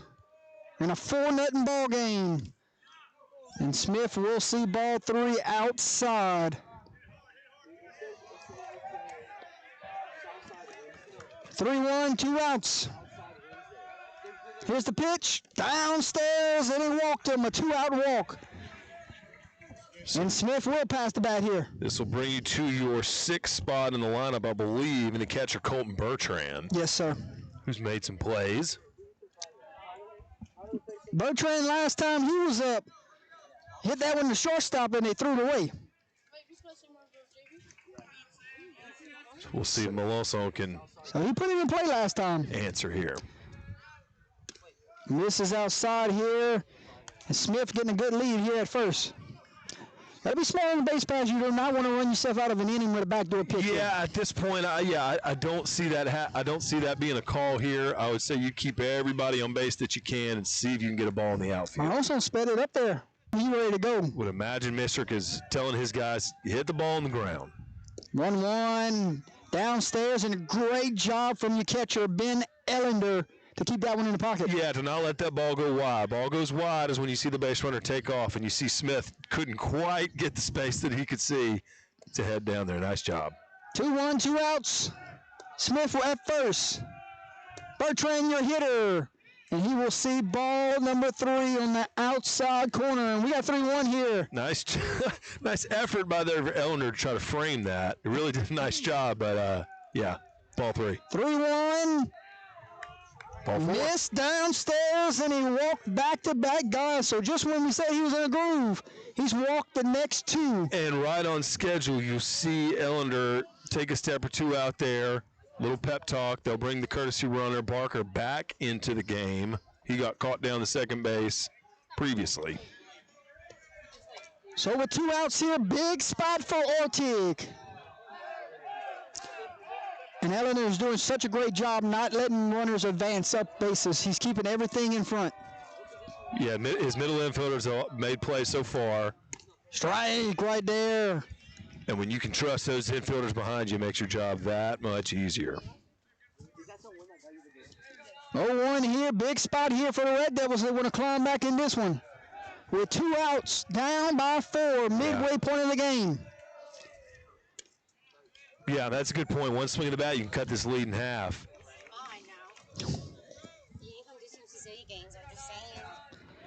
But y'all got the views? Yeah, but they're not at every game. We only got one camera. 1-1, 2 outs. Downstairs. Good eye. And what have you seen from this inning from the Red Devils hitters? Patient at bats. Yeah, well, and especially too with when Malonzo got to 2 outs with such ease to through that good part of the lineup to hang in. You got to hang in there. That's what Port Barry's done this inning. 2-1, 2 outs, and they throw it backside, and he is safe. And Smith is lucky there because he almost got caught sleeping. And I didn't even turn the camera. What a lousy camera. Well, look, I was wondering if he was going to ring him up. That was really close. Great nice pickoff opportunity. move by 17. Great pickoff right there. Timing was perfect. Yep.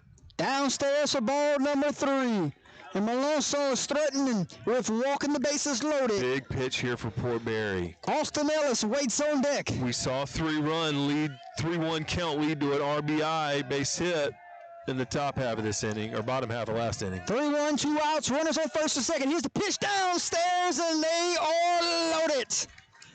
You got 2 quick outs, and you have walked the bases loaded, and here comes the 8-hole, Austin Ellis. Yeah, the right fielder in the 8 spot has got a big at-bat here in game 1, and we'll get a mound visit from the pitching coach.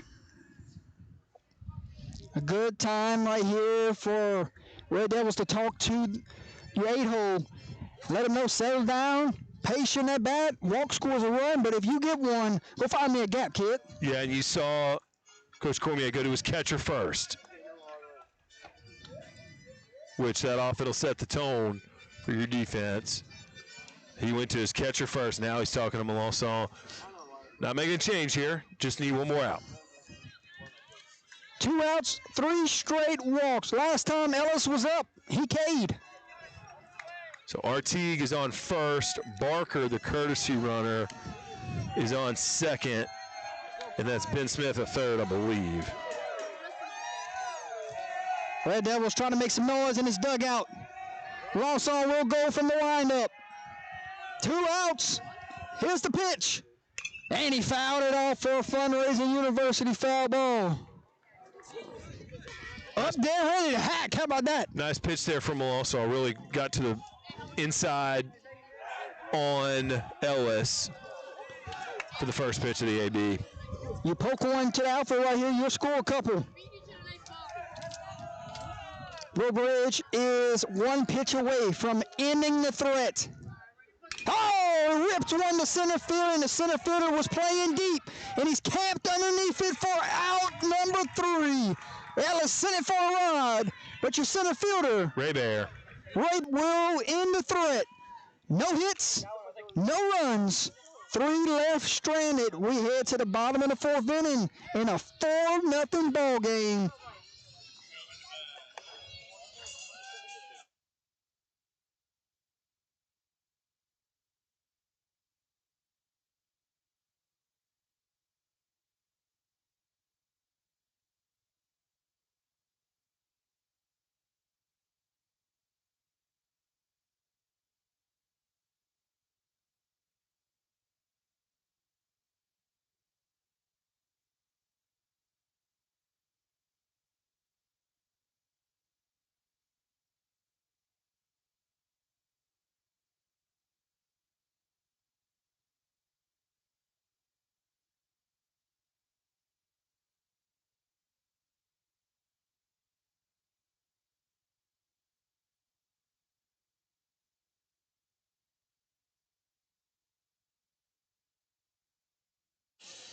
It will be 2-3-4 for the Tigers, up by 4. Number 4, Ben Ellender, then followed by Kenyon Ordwin, and number 17, Bryce Malonzo. Ellender, last plate appearance. Let's see what he did. Couple walks. Walk both plate appearances. Patient right here to pass things down to his 3-hole. Yeah, the 2-hole has been like, it just seems like is one of the most important spots in the lineup these days. And there you go, right there. Rito getting ahead in the count right there. Fires and swings and a miss. Yeah, both starters still in the game.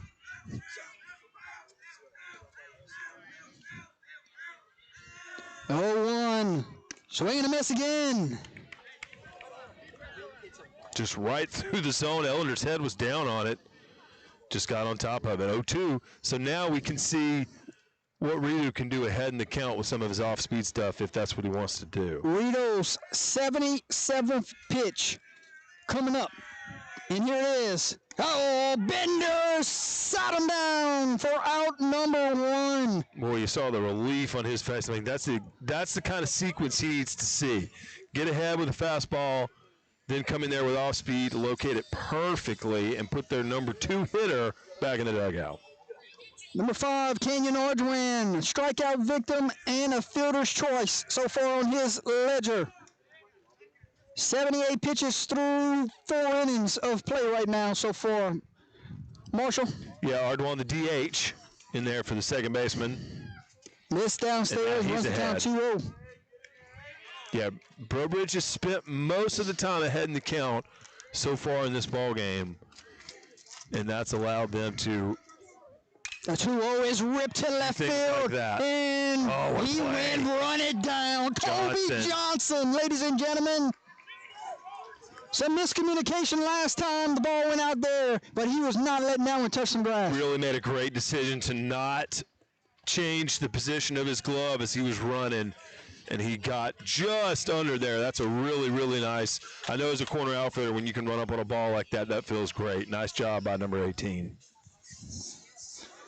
2 outs here, and we will see 4-hole. Yeah, we will see the 4-hole, but before then, Coach wants to talk to his guy here, talk about this situation here. Maybe let Rito sweat it out a little bit. Yeah, and I wonder if, don't see any bullpen activity, so you would imagine.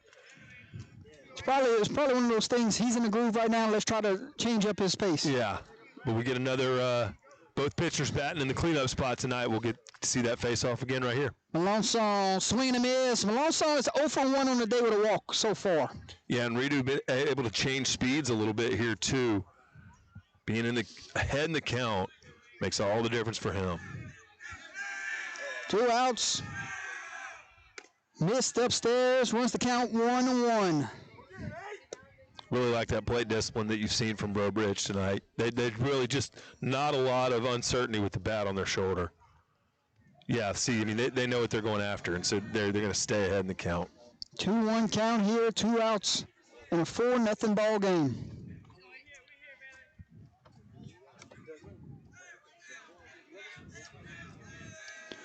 Rito rocks and fires.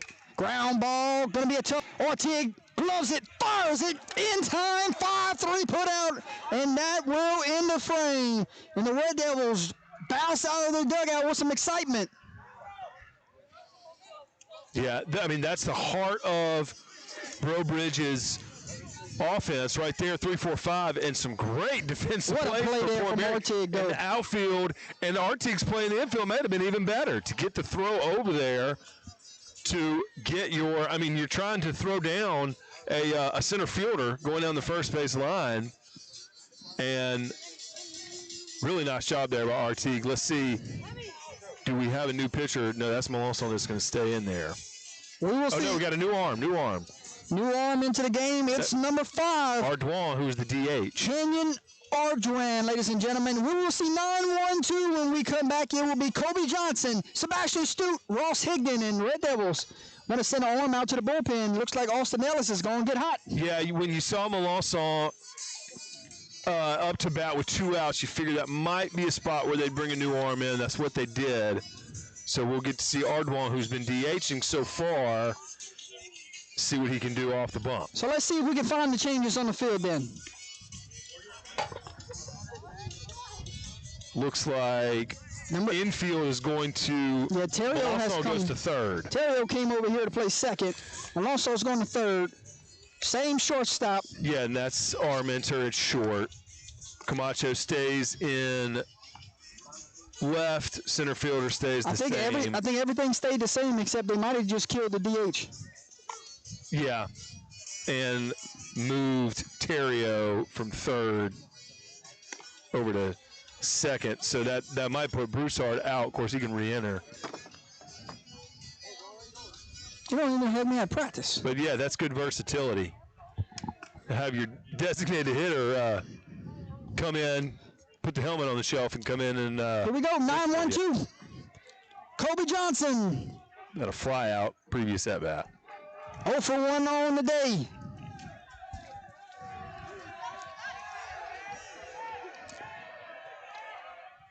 Sees ball 1 downstairs. Get another look at his sequence here if you can.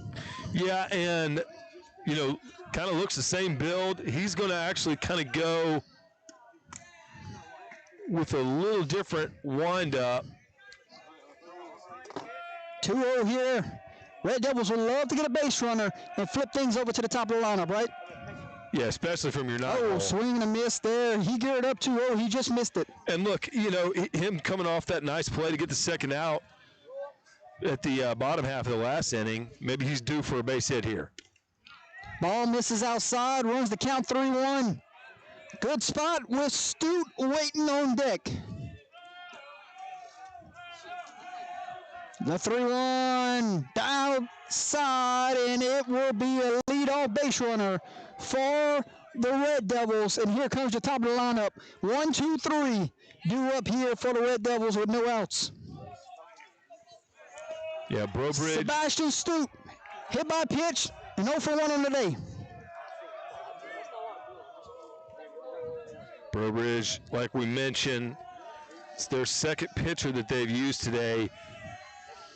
And a ground ball going to be a tough play. Only got one play here. You got to go over to first base in time for a 5-3 put out. Alonso immediately getting off the mound. He's flashing a little leather over there at the hot corner. Makes a perfect throw. That was the only opportunity he had there. One play because it took the big hop. It took away the double play ball. And now Higdon will step up.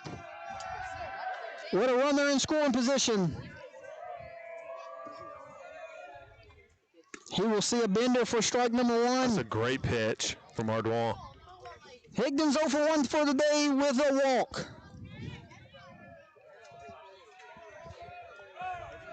Ardoin in the stretch. Fires, swing and a miss. Yeah, Brobridge. Back-to-back benders, wasn't it? Tigers will take part in the Cecilia tournament starting Thursday. Port Barry's back in action Wednesday at Ascension Episcopal. Oof, a good team there. Yep. And of course, Cecilia's tournament is going to bring some of the best from the 337 to their campus. The 0-2 misses upstairs. Both of these teams are going to get tested early. Go find out where they are out the gate before they even get to district play. And both of these teams do have some good districts that they go compete in. Yeah, you don't have to go far for non-district competition either. The 1-2, strike 3, sat him down for out number 2. That was at the bottom of the strike zone. I have not seen the ump call those so far tonight, but he did give him that one. So that's the first strikeout for Ardoin. So 2 outs here with the 3-hole Seth Smith. Would love to give the Red Devils at least 1 here, but if you're Barre Breaux, you want to keep this 4-0. Good And pitch. fires a strike on the outside corner. Smith's 0 for 1 on the day with a fielder's choice. Strikeout victim his last at bat. You know, a really good outing from Melanson. Maybe just a hit or two allowed. And that one bends back inside. And misses the zone. Smith turned away. Didn't get contact there. Now we see Port Barre with a little action in their bullpen. Yeah, Ellis wouldn't get hot. Your right fielder. 1-1, bender for strike number 2. I tell you what, that pitch is working. He's done a really good job locating that off-speed pitch. That's tough to deal with. I mean the number to the coach. Yeah, every single time been able to put that off speed Fouled off pitch. with a And now, yeah, you come back with a fastball, and Smith's way behind it. relax.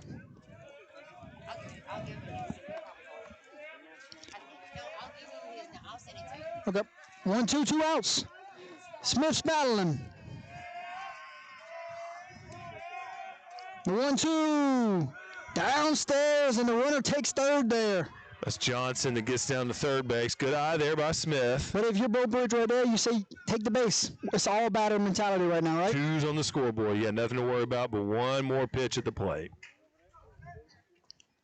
2-2, 2 outs, and one pitch away from dugout. Yeah, it's the top of the fifth. Fort Barry's got a couple more chances, but Arjuan goes in the windup. The 2-2. Ground ball. Armaturas got it. Fires it in the dirt. Picked it, and he will in the frame. Good glove there from Charlie Frederick. and a good swing by Seth Smith on that ball. 2 out. 2 out. You make a play right there. Yeah, nice look. Drove the ball on the ground there, hit it hard. Good play by the shortstop, but in a night where Fort Barry hadn't made a ton of solid contact, that was a good swing there on that one. So, ladies and gentlemen, when we come back, it will be bottom of the 5th inning. And it will be 5, 6, 7 due up for the Tigers. Tyson Reibert, Evan Terrio, and Christian Camacho. When we come back, 4-0 your score. We'll check out a couple of those sponsors at this time.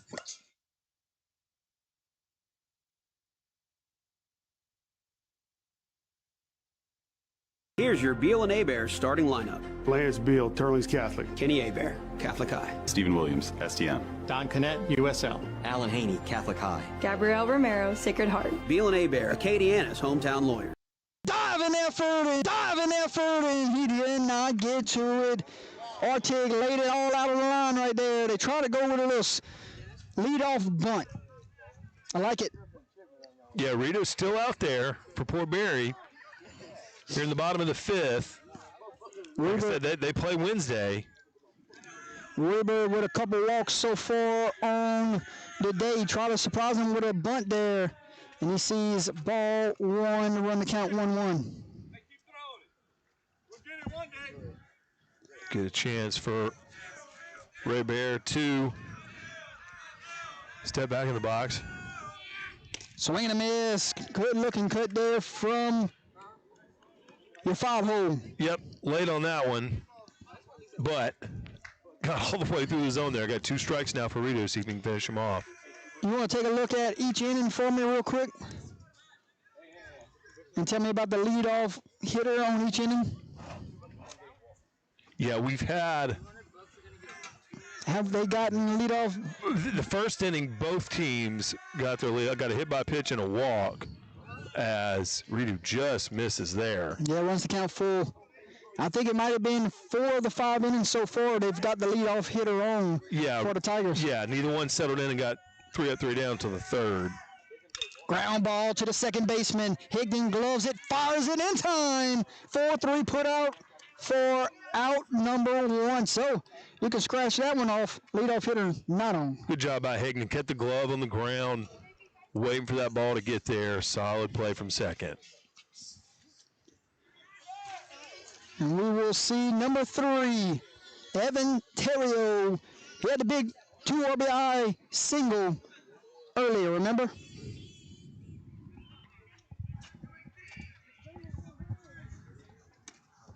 Yeah, and Brobridge, they're going to continue to be patient here. That fastball's been up and out of the zone plenty. Nobody on that's in this lineup is in a hurry to chase that pitch. Yep. This is upstairs. Same thing. He had the big swing earlier that went into the gap, remember? Yeah, with the 3-1 count. Yes. And he's ahead again, so he might get another swing opportunity like that. Steady misses downstairs, runs the count 3-0. Yeah, it was 3-1 when he laced that one to left center. I would imagine he's he's already looking back and wanting to do that one again. Rito, that 94 pitches. And he walked them. Yeah, again, I know I mentioned it earlier, but Barre Breaux, they just had really good discipline and habits at the plate tonight. Yeah. I think they may have chased 1 or 2 pitches in the early innings, but other than that, they've really only swung at pitches that they've been able to just drive with a compact swing. And it's led to them drawing a lot of walks, but that's fine. There's no problem with that. Christian Camacho due up here. Couple punch outs on his ledger so far. Good lead. He's off and running. And threw it into center field. Good backup there from Stute. Yeah, but you can see they're starting to itch farther and farther away from the base. Yeah, got to pressure that catcher, especially, and again, Rito missing high. So we'll see if Camacho can turn 1-0 into something. Yeah, we're 1 out. He's got a couple strikeouts on the day, looking for his first hit of the season. Big lead here from Terrio. And he's trying to get time, not granted, and he finally did it. Good spot for a fake bunt steal. See if they can throw one up the line right here.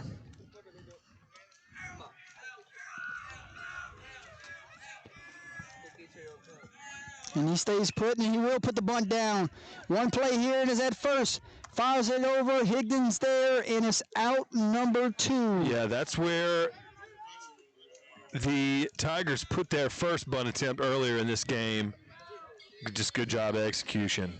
Well, that's because you bring up with an RBI opportunity, number 16, Charlie Frederick, who has 1 for 1 on the day with a walk.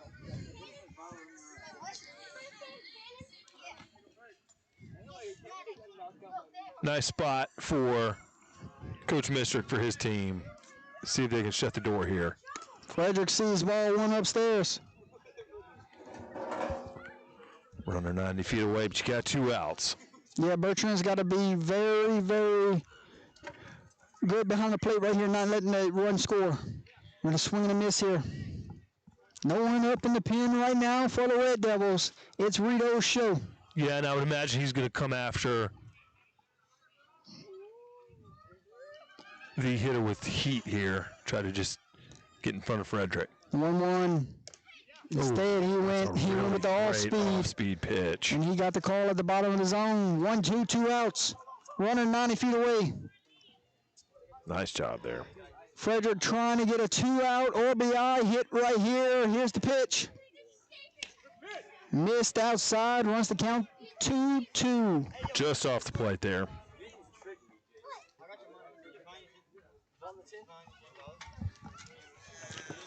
Rito's trying to get his team back in the dugout. Got 2s on the board.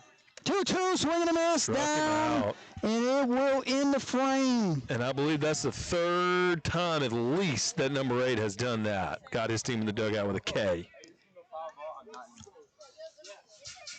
I believe no hits there. No hits, 1 left stranded. No runs come across. We head to the 6th, ladies and gentlemen. 4-0 your score. Red Devils coming to bat. When we come back, we will see. 4, 5, 6 in the lineup. It will be Baylor Rito, Ben Smith, and Colton Bertrand when we come back.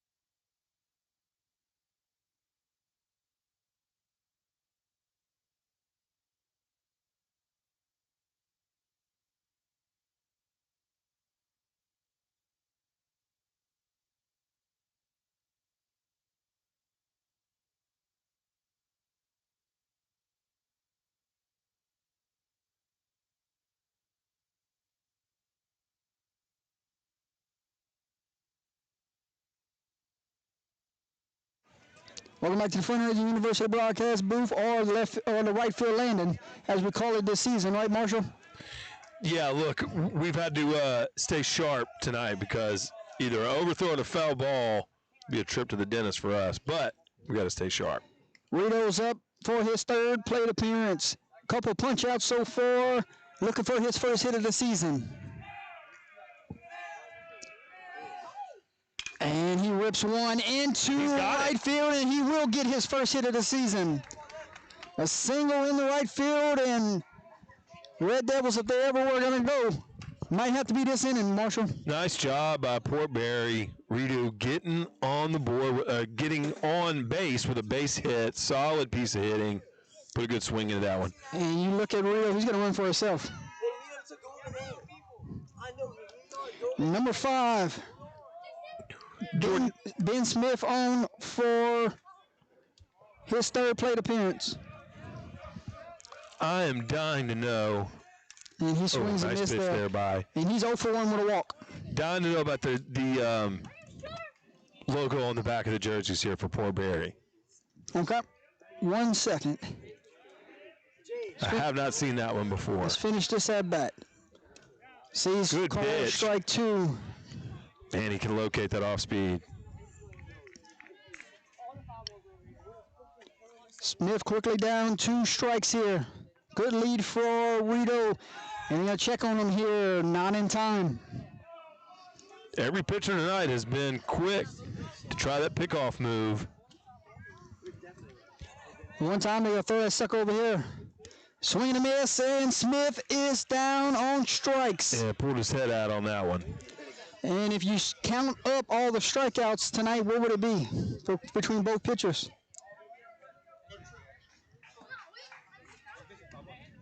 No, I'm talking about both pitchers for Bow Bridge, Braxton. 7 strikeouts, so 5 of them went to the starter, and the last 2 went to Ordran. Good eye there by Bertrand. You wanted to know about the 17% Yes, on the back sir. of the jersey?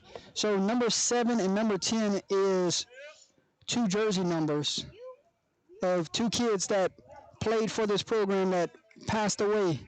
And they put those 2 numbers together, and their motto is, if you can give 710%, like those kids gave for the program, another opportunity here, not in time. That's a great story and a really good way to show it right there on the back of the jersey. You got 7 and 10 that their jersey numbers are on the wall at the ballpark. You will have people asking about that all season long. They'll get to tell that story all season long. That's really cool.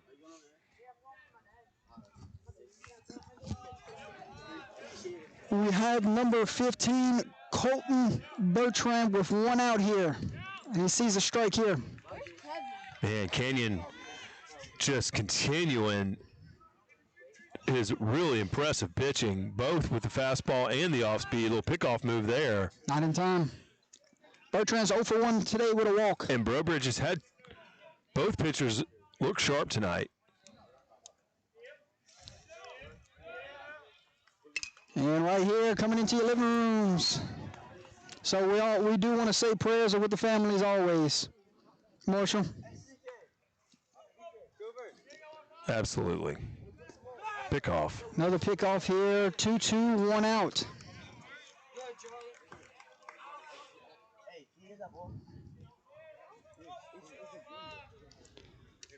Oof, that one just missed outside. Runs the count full. And Kenyon's really just got that downhill delivery. Really enjoy watching him pitch. He's been all over the strike zone. Got a 3-2 count here. That's a big pitch here. Ortig waits on deck, and this will be a ground ball to the second baseman. One play here, flips it over to first. Runner will advance, but it will be 2 outs. Nice pitch there again by number 5. Needed that one with 3-2. Put it right in a spot where it was going to be a ground ball pitch. 2 outs, runner on second.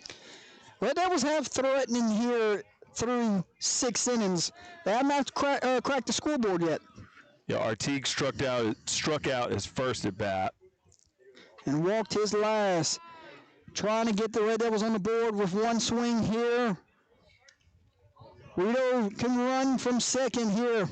Good arms in the outfield. Left field is playing shallow and right field is deep. So we'll see if Coach gets aggressive and send him. And a back pick there saved by Terrio. Almost threw that one into the outfield. Yeah, 1-0 count, and Ardwan taking the pickoff move here, so we'll see if Artigue gets one across the zone that he can get some contact to.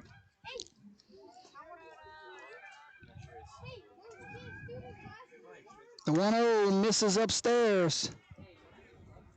It was the bottom of the lineup that got things going in the last frame. And that's where we stand right now. Yeah, We're at the 7-hole. Cleanup man on second. Love to try to get him around if you're poor Barry. Foul to back. It runs the count 2-1. That's what you want from a hitter right there. Gear up 2-0. Yeah, and you see again, Kenny Nardwall got that new ball back from the ump as soon as he could. Ready to go. Here's the pitch. That one might touch some grass, and it will. Here we go. We got a play at the plate. Ball trickles away. Red Devils score, and Ortiz with a 2-out RBI single. So to Artigue make this a 4-1 ball game. Really nice RBI single there. Tripped going around first base, trying to see if he could stretch it. The ball hit the lip of the infield, and so there was no play at the plate, but I think Reedy would have been there regardless. And the Red Devils are on the board. And we will have 8-hole hitter Austin Ellis. 0 for 2 on the day. Check over there to first, not in time. Ellis was up in the bullpen earlier. Ellis hit that moon shot to deep center field his last at bat. He would have wanted to find a gap here. Yeah, and maybe the next pitcher to come in for Port Barry here in a minute. So Redo, the starting pitcher, scores a run.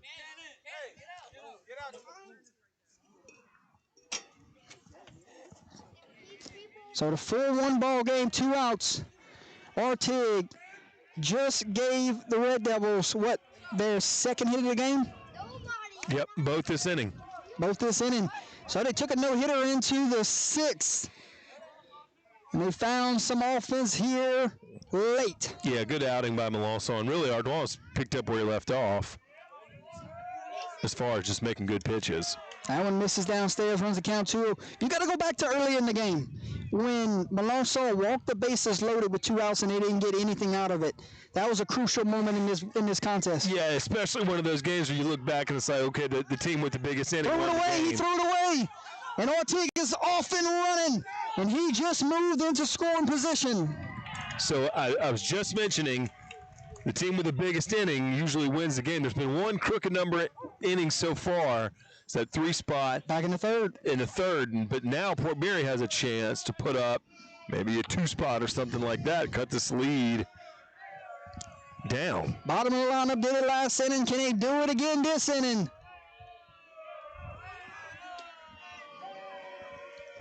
Red Devil dugout.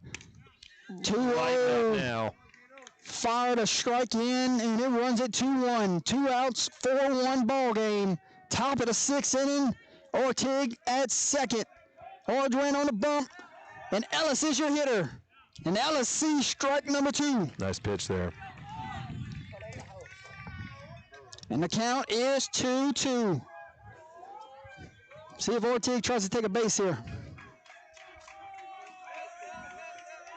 He stays put. The 2-2 downstairs, and Ellis showing discipline. Boy, yeah, I agree, because that was another really good pitch, just out of the bottom of the zone. Full count, 2 outs. Big pitch here. The payoff. Fouled back. Nice job by Ellis to fight that one off. Full count, 2 outs. Ducks on the pond. This is great. Big pitch coming up. Can Ardwan get his team in the dugout?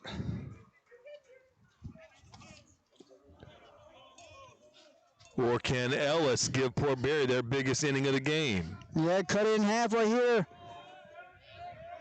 Because Artigue, I don't think Coach Michigan's going to hold him up at 3rd. He's going to send him and see a throw here in this situation. The 3-2, 2 outs. On the outside corner, strike 3, and Barre Breaux ends the threat. Canyon Ardwall again, just all over the zone. So 3-2, not surprising that he's there. When he's missed small during this inning. And a nice job by him to get out of a little bit of a jam. 4-1 is your score. Bottom of the 6th inning we go, ladies and gentlemen. 2 hits, 1 left stranded, 1 run comes across. We will see for the Tigers. Let's see. I think it's 9-1-2 when we come back. Yep. It will be Lalone, Armentor, and Ellender. You're watching Monday Night Baseball Opening Day Edition live on Under the Lights. Jordan Taylor, Marshall Leffner, and Braxton Hamus.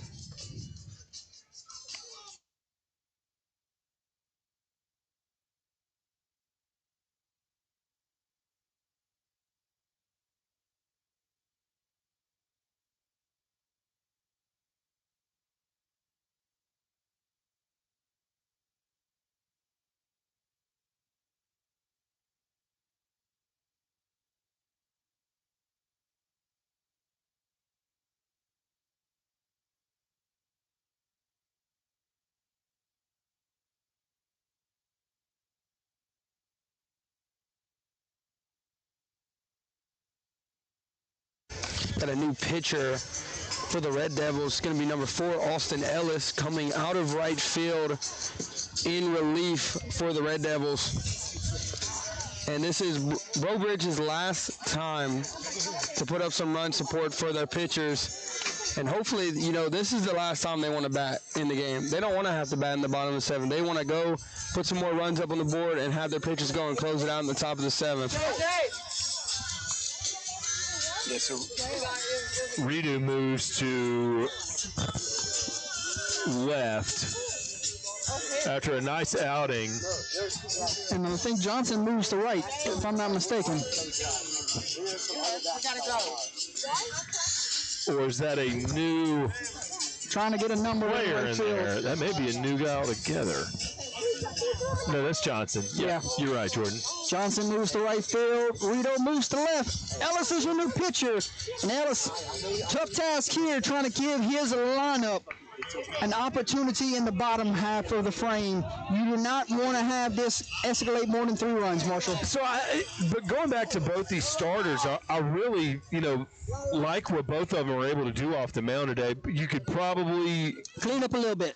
Probably get both of them to tell you, yeah, they would want to throw less balls there, more strikes, but good mechanics, good stuff, good fastball, good off-speed stuff. Both pitchers are set up to be aces this year for their respective teams, in my opinion.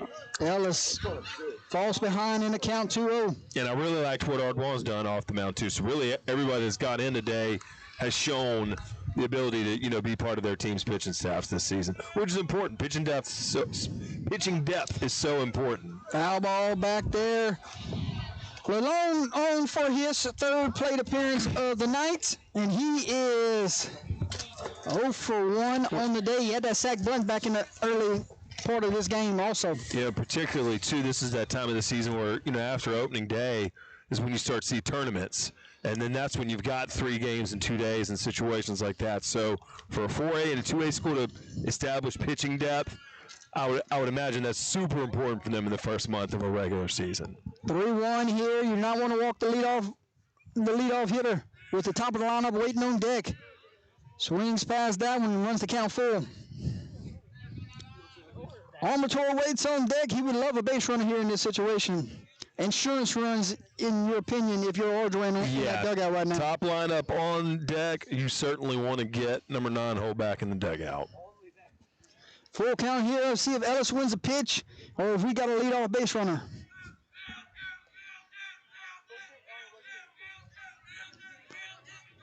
The full count.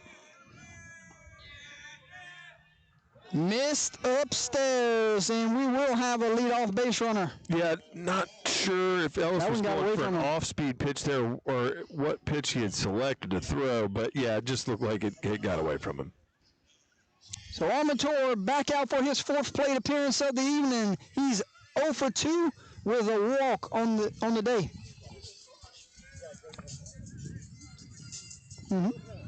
And we'll see if Ellis can shake that off, battle back, Maybe get a double play ball here for his infield. He's going to have to be quick to the plate. Misses upstairs. Yeah, mechanically want to make sure you're tight in there, not leaving that arm hanging out to the side. Just get over the top. Nice downhill motion. Compact. Lower body, all that. The 1-0. Good pitch. Called strike on the corner. That one looked a lot better off the rubber as far as nice compact delivery.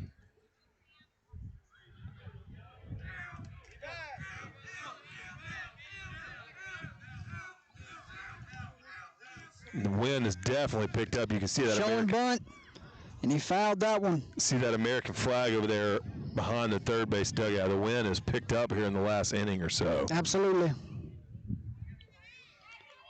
Yeah, the American flag's blowing right now. It's been sitting still for most of this game. And now the umpires will come together. They're going to talk about this. Whether or not it hit him, I believe that may be what they're discussing is did he pull the bunt back, and is he going to award him first base on a hit by pitch?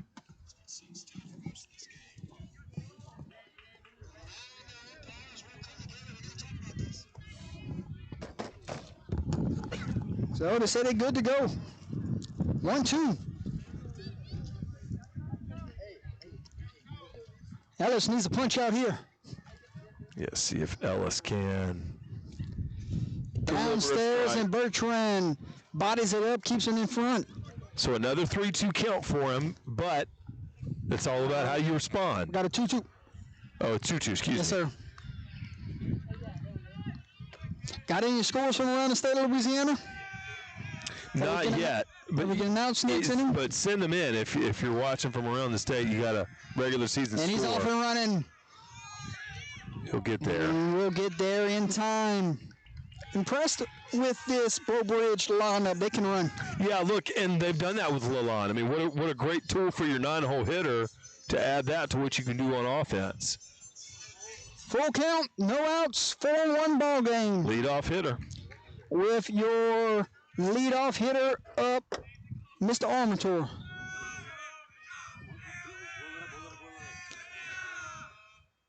And that will be ball 4. No one in the bullpen at this time, so it looks like it's Ellis' show. Well, and Ellis has seen those 3-2 counts, so this will be on him to figure out a way to win those. You know, sometimes it just comes down to winning that pitch, and that's what's going to lead to that at bat. So he'll get more opportunities like that. When it's 3-2, just try to get that third strike. Ben Ellender on for his 4th plate appearance of the night. A couple walks and a strikeout so far. Boy, he would love to break this game open, wide open right here, wouldn't he? Yeah, especially with this top of the lineup. Hadn't really gotten that production today. You know they want to. And he swings and fouls that one back. I think that's what he wanted right there. Was to make up for all of it.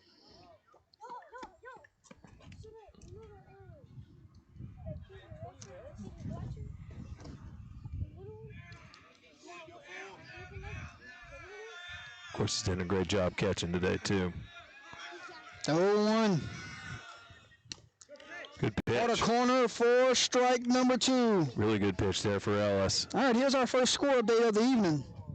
St. Louis takes care of the Quincy in the opening game of the season, 8-0. Yeah, St. Louis Catholic, that's who knocked out Menard Eagles in the playoffs last year. 0-2 here from Ellis. He's off and running. Strikeout, trying to get him on the strike him out, throw him out. But tell you what, he runs the bases too well alone in that 9-hole. But look, that's what Ellis needed after losing 2 batters in a row to a 3-2 count to come back and get your catcher in the 2-hole for Breaux Bridge up to bat. And Ellis puts him down with a strikeout. That's got to feel good for number 4. All right, Lacassine has defeated David Thibodeau tonight, 15-7. Another score update, and the infield will come in for the Red Devils. They're going to have to try to cut this runner down, and you better watch out for squeeze here. That's a Class B school playing up and getting a win up in classification. And this is by the Cardinals. This is Ordwin, or this is Ellender? This is Ardwan, number 5. Up the Boy, bat. would he love to help his cause here, Yeah. wouldn't he? Showing bunt here.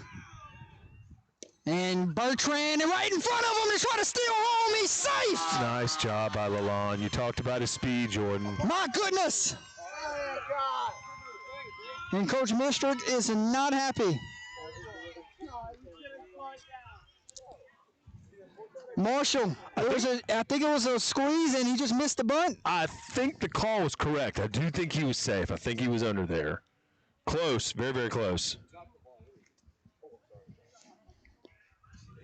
A long discussion going on, but Lalonde just gave this Tiger team their 5th run of the game because of aggressive base running.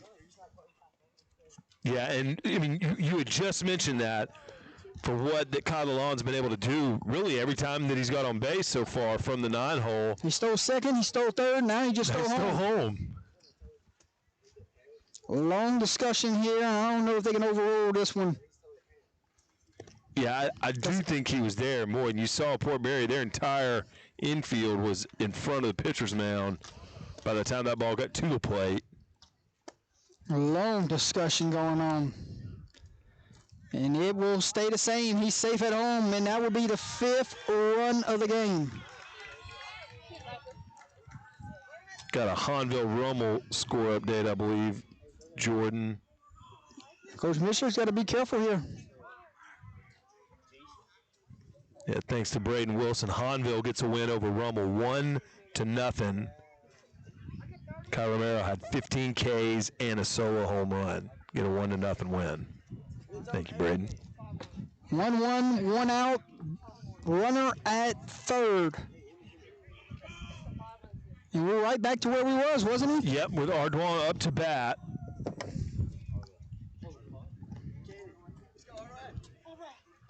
And Armentor waits 90 feet away.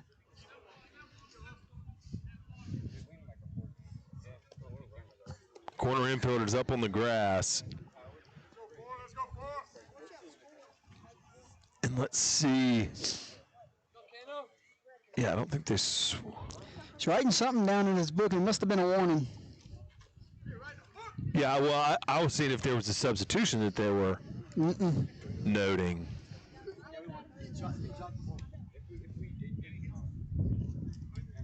But yeah, he didn't even have his mask back on yet. All right, we're ready to go. All right. Little Red Devils, you have to do whatever you can to keep this a 4-run ball game, to give yourself a chance in the top of the 7th inning. Showing bunt again. Here he comes. And it's squeeze again. Yeah, and they were bringing Armentor full speed. Yeah, Armentor was gone. So back-to-back squeeze. Remember we talked earlier in the week and we said, you never know when they're going to pull out the small ball. Well, here we go, back-to-back squeeze. These are the exact things that you practice all season long. These are what coaches get their players on the field to simulate. A 2-strike squeeze. Will we see it? Nope, he's swinging.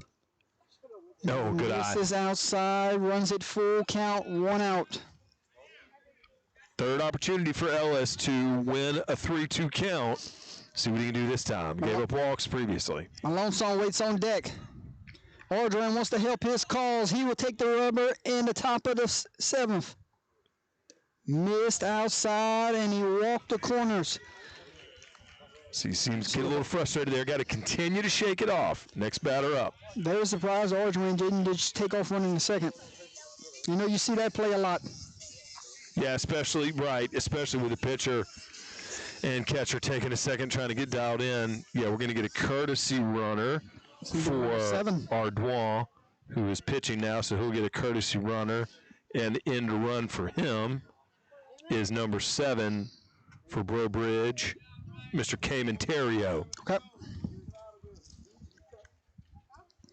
First and third situation here. Probably take the base. So a different call here from the last time that Barre Breaux was first and third. We'll see what these teams come with here. A 5-1 ball game, 1 out. Showing bunt. Everybody stays put. And you can see, Ellis a little bit more and more exasperated with each ball. He's got to settle in, shake each of those pitches off, and just go to the next one. Find the zone. Showing bunt, and the ball will fall down, and small ball wins again, Marshall. Yeah, Ellis tried to catch that in the air. If he'd have kind of stood still and let it hit, he would have had to play it first, maybe even at home. But again, what did we say? This is what coaches want to practice. They want bunt situations, so they'll take it. 6-1 ball game. And don't be surprised if Coach Eng put the bunt on again here. Yeah, right. I agree with you completely.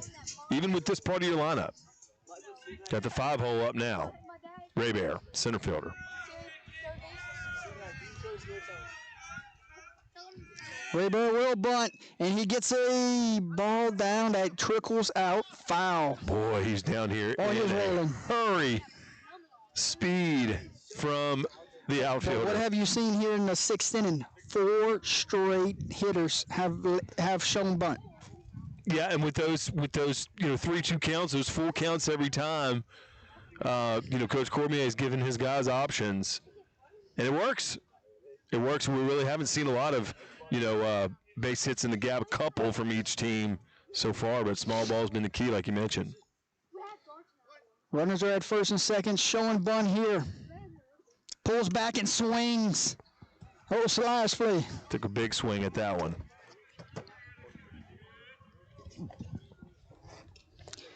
So quickly down 2 strikes with 1 out and pair on in a 5-run ball game. Ellis trying to work out a jam. Yeah, looks like you might see swing away here. And Robert for Ray Bear to give his team some more insurance. That one misses upstairs, runs the count 2-2. Yeah, again, sitting, 1 spot, 1 speed for Barre Breaux as their approach. They're content to let Ellis come to him.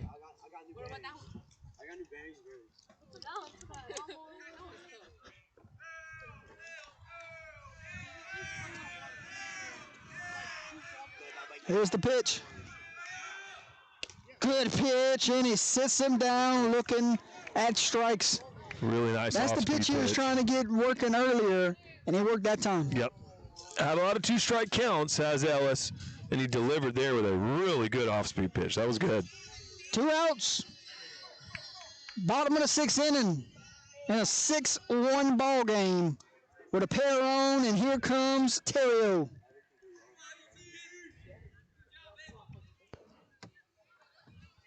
Terrio fouls one back. His 4th plate appearance of the day. 1 for 2 on the day with a walk. 2 outs, so both runners were on the move at contact. And if Terrio can straighten one out, he'll likely have at least 1 run in,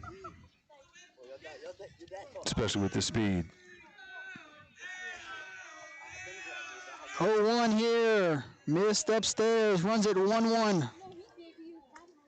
Yeah, and again, I really haven't seen Barre Breaux chase much out of the zone in the past, 4 or 5 innings at least. 1-1, 2 outs. And runners are off and moving. Throw down to third, and he got him. And that will end the inning. They've been aggressive all night. They've been living and dying by being aggressive on the base paths. And I think the coach is probably okay with that as long as his team stays aggressive. Yeah, you thought he might have actually gotten under that tag, but Port Barre gets the punch out there on the bases, and they are going to have to make something happen here quick. Yeah, 2 big insurance runs in the bottom half of the 6th. Last chance for the Red Devils, down 6-1. Got to get it going here as we see Orgeron take the ball for the 7th inning, trying to go finish this one off. When we come back, we will see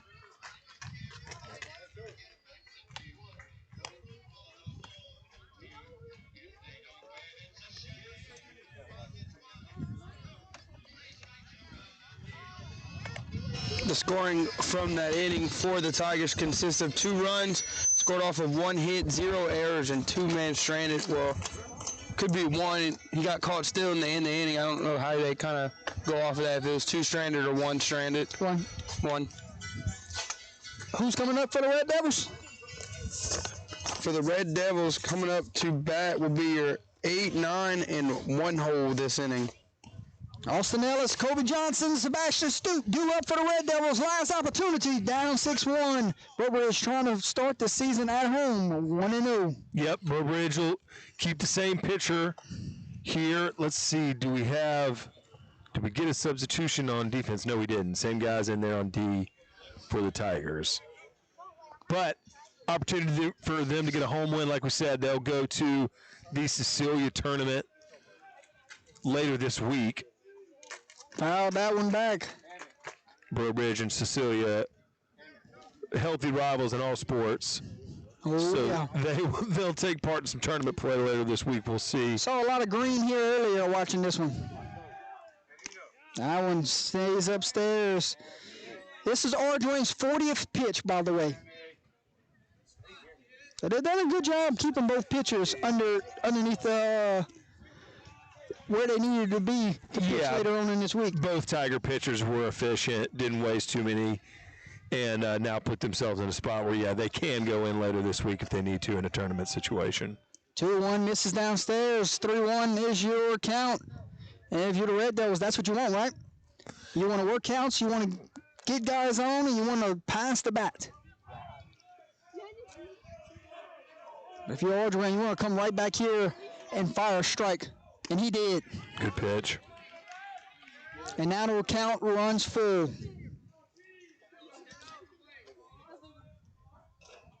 Here's the 3-2.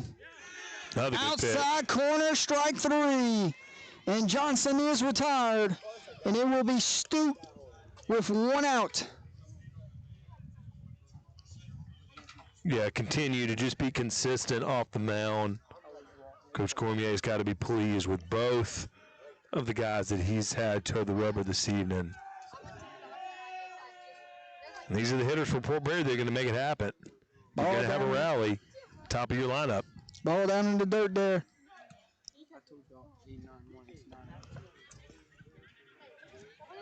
Top of the lineup with 1 out, trailing by 5. Ardwain almost took another fires. one. Got a hit by a pitch in the back to start the game. Almost got his second got one. grazed there, but 2-0 count. Stute hits a hard ground ball through for a base hit, and he will extend this one. Solid ground ball single to the left side of the infield, to the right side of the shortstop between short and third. That was, I think, 2 bounces, and it was through the dirt. Nice job by 22. If he does put a glove on, it would have been tough to throw Stute out there. That was a base hit all the way. Nice piece of hitting. Here comes Higman, 0 for 2 on the day with a walk. Would love to get his first hit of the season.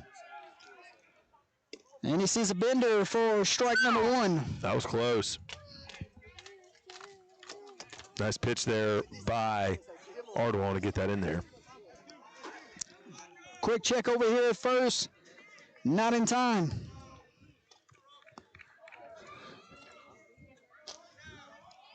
Got to imagine Stute will spend plenty of time on the base pass this season. That one misses outside, runs the count 1-1. Well, yeah, I would love to see where we're at now and at the end of the season, his stolen base count. Or on base percentage. Center fielder, leadoff hitter, that tells me a lot. And that one's a towering fly ball to left field. And left fielder is camped underneath for out number 2. Kyler Long gives the Tigers their second out of the evening. Just didn't quite get a barrel on it. As Higman tried to come around and pull that ball, just didn't quite get full contact. So, believe we are 1 out away here. Quick check over. Seth Smith up to bat. Ardwain trying to put this one to bed. Seth Smith on for his 4th plate appearance, 0 for 2 on the day with a fielder's choice.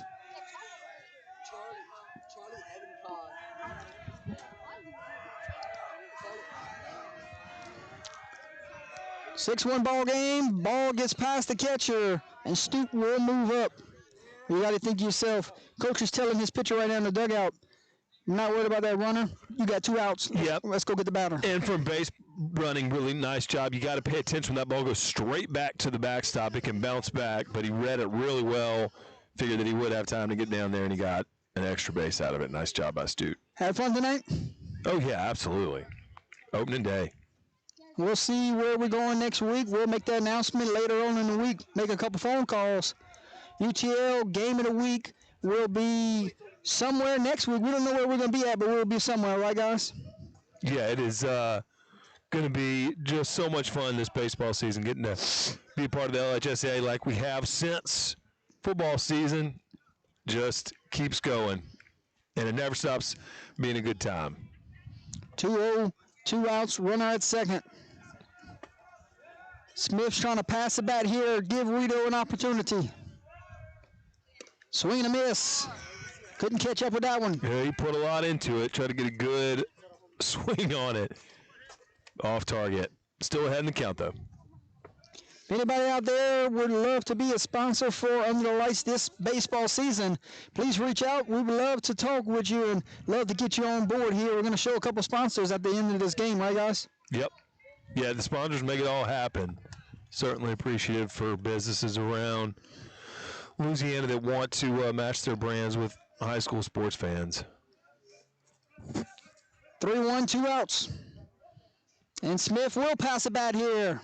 Good eye there. Showing some fight here in the 7th inning. That's all you can ask for if you're Coach Mitchell, right? Yeah, absolutely. I mean, you know, again, there's different things that you want to see on opening day besides just getting that win. But, you know, you're going up against a good 4A team that was in a tough playoff bracket last year. Yeah. You just got to kind of find out. They got bounced in the second round to the eventual state champions. Yeah, and so if you're Port Barry, you want to find out what works best in this batting lineup, what works best in this pitching. If you're Redo, you just want to settle in and know that you've got some really great, you know, gym performances ahead of you. But, you know, you just got to keep battling. Rito with 2 outs here quickly finds himself 0-2. And his arm looks great today. I mean, he's going to pitch a lot of good innings, and there will be games won by the Red Devils because of what he's able to do on the mound. So it'll be nice to see what he can do this year. 1 for 3 on the day, trying to extend this game. And he will not dive an effort there from Armator. Wow, what a way. Will end this ball game. What a way to cap it off. That one pokes through right there. That's a run.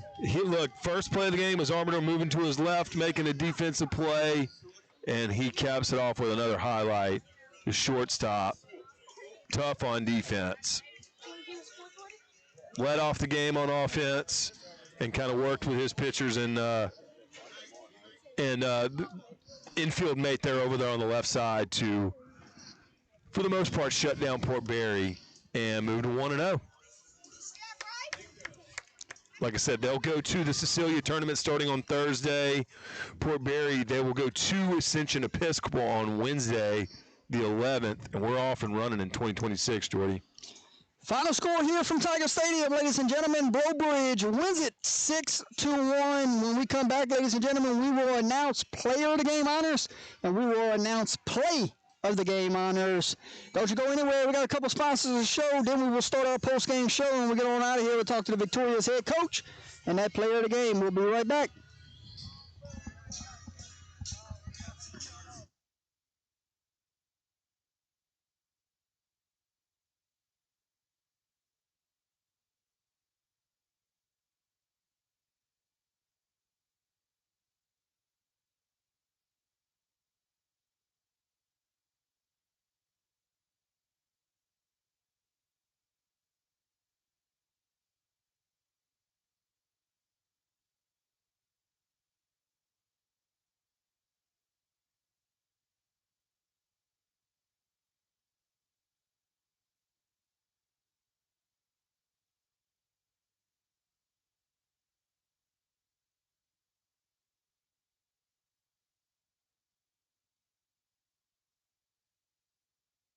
Every team has a winning game plan for Friday nights, but does your team have a fundraising game plan?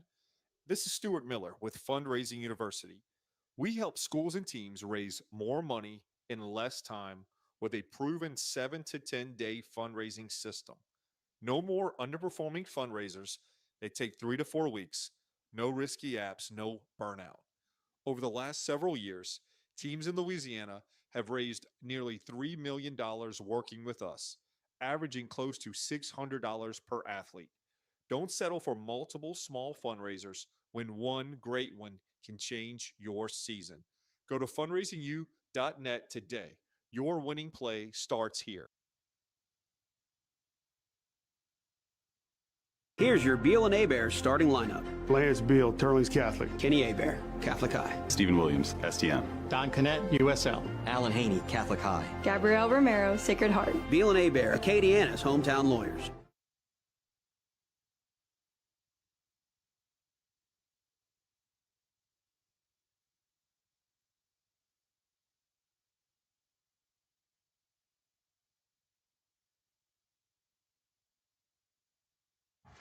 Welcome back, ladies and gentlemen, to the Fundraising University broadcast booth. Thank you to our sponsors for tonight's contest and all season long, Bill and Abear and Fundraising University. I'm going to go over there and talk to the Victoria's head baseball coach. I'm so used to saying football.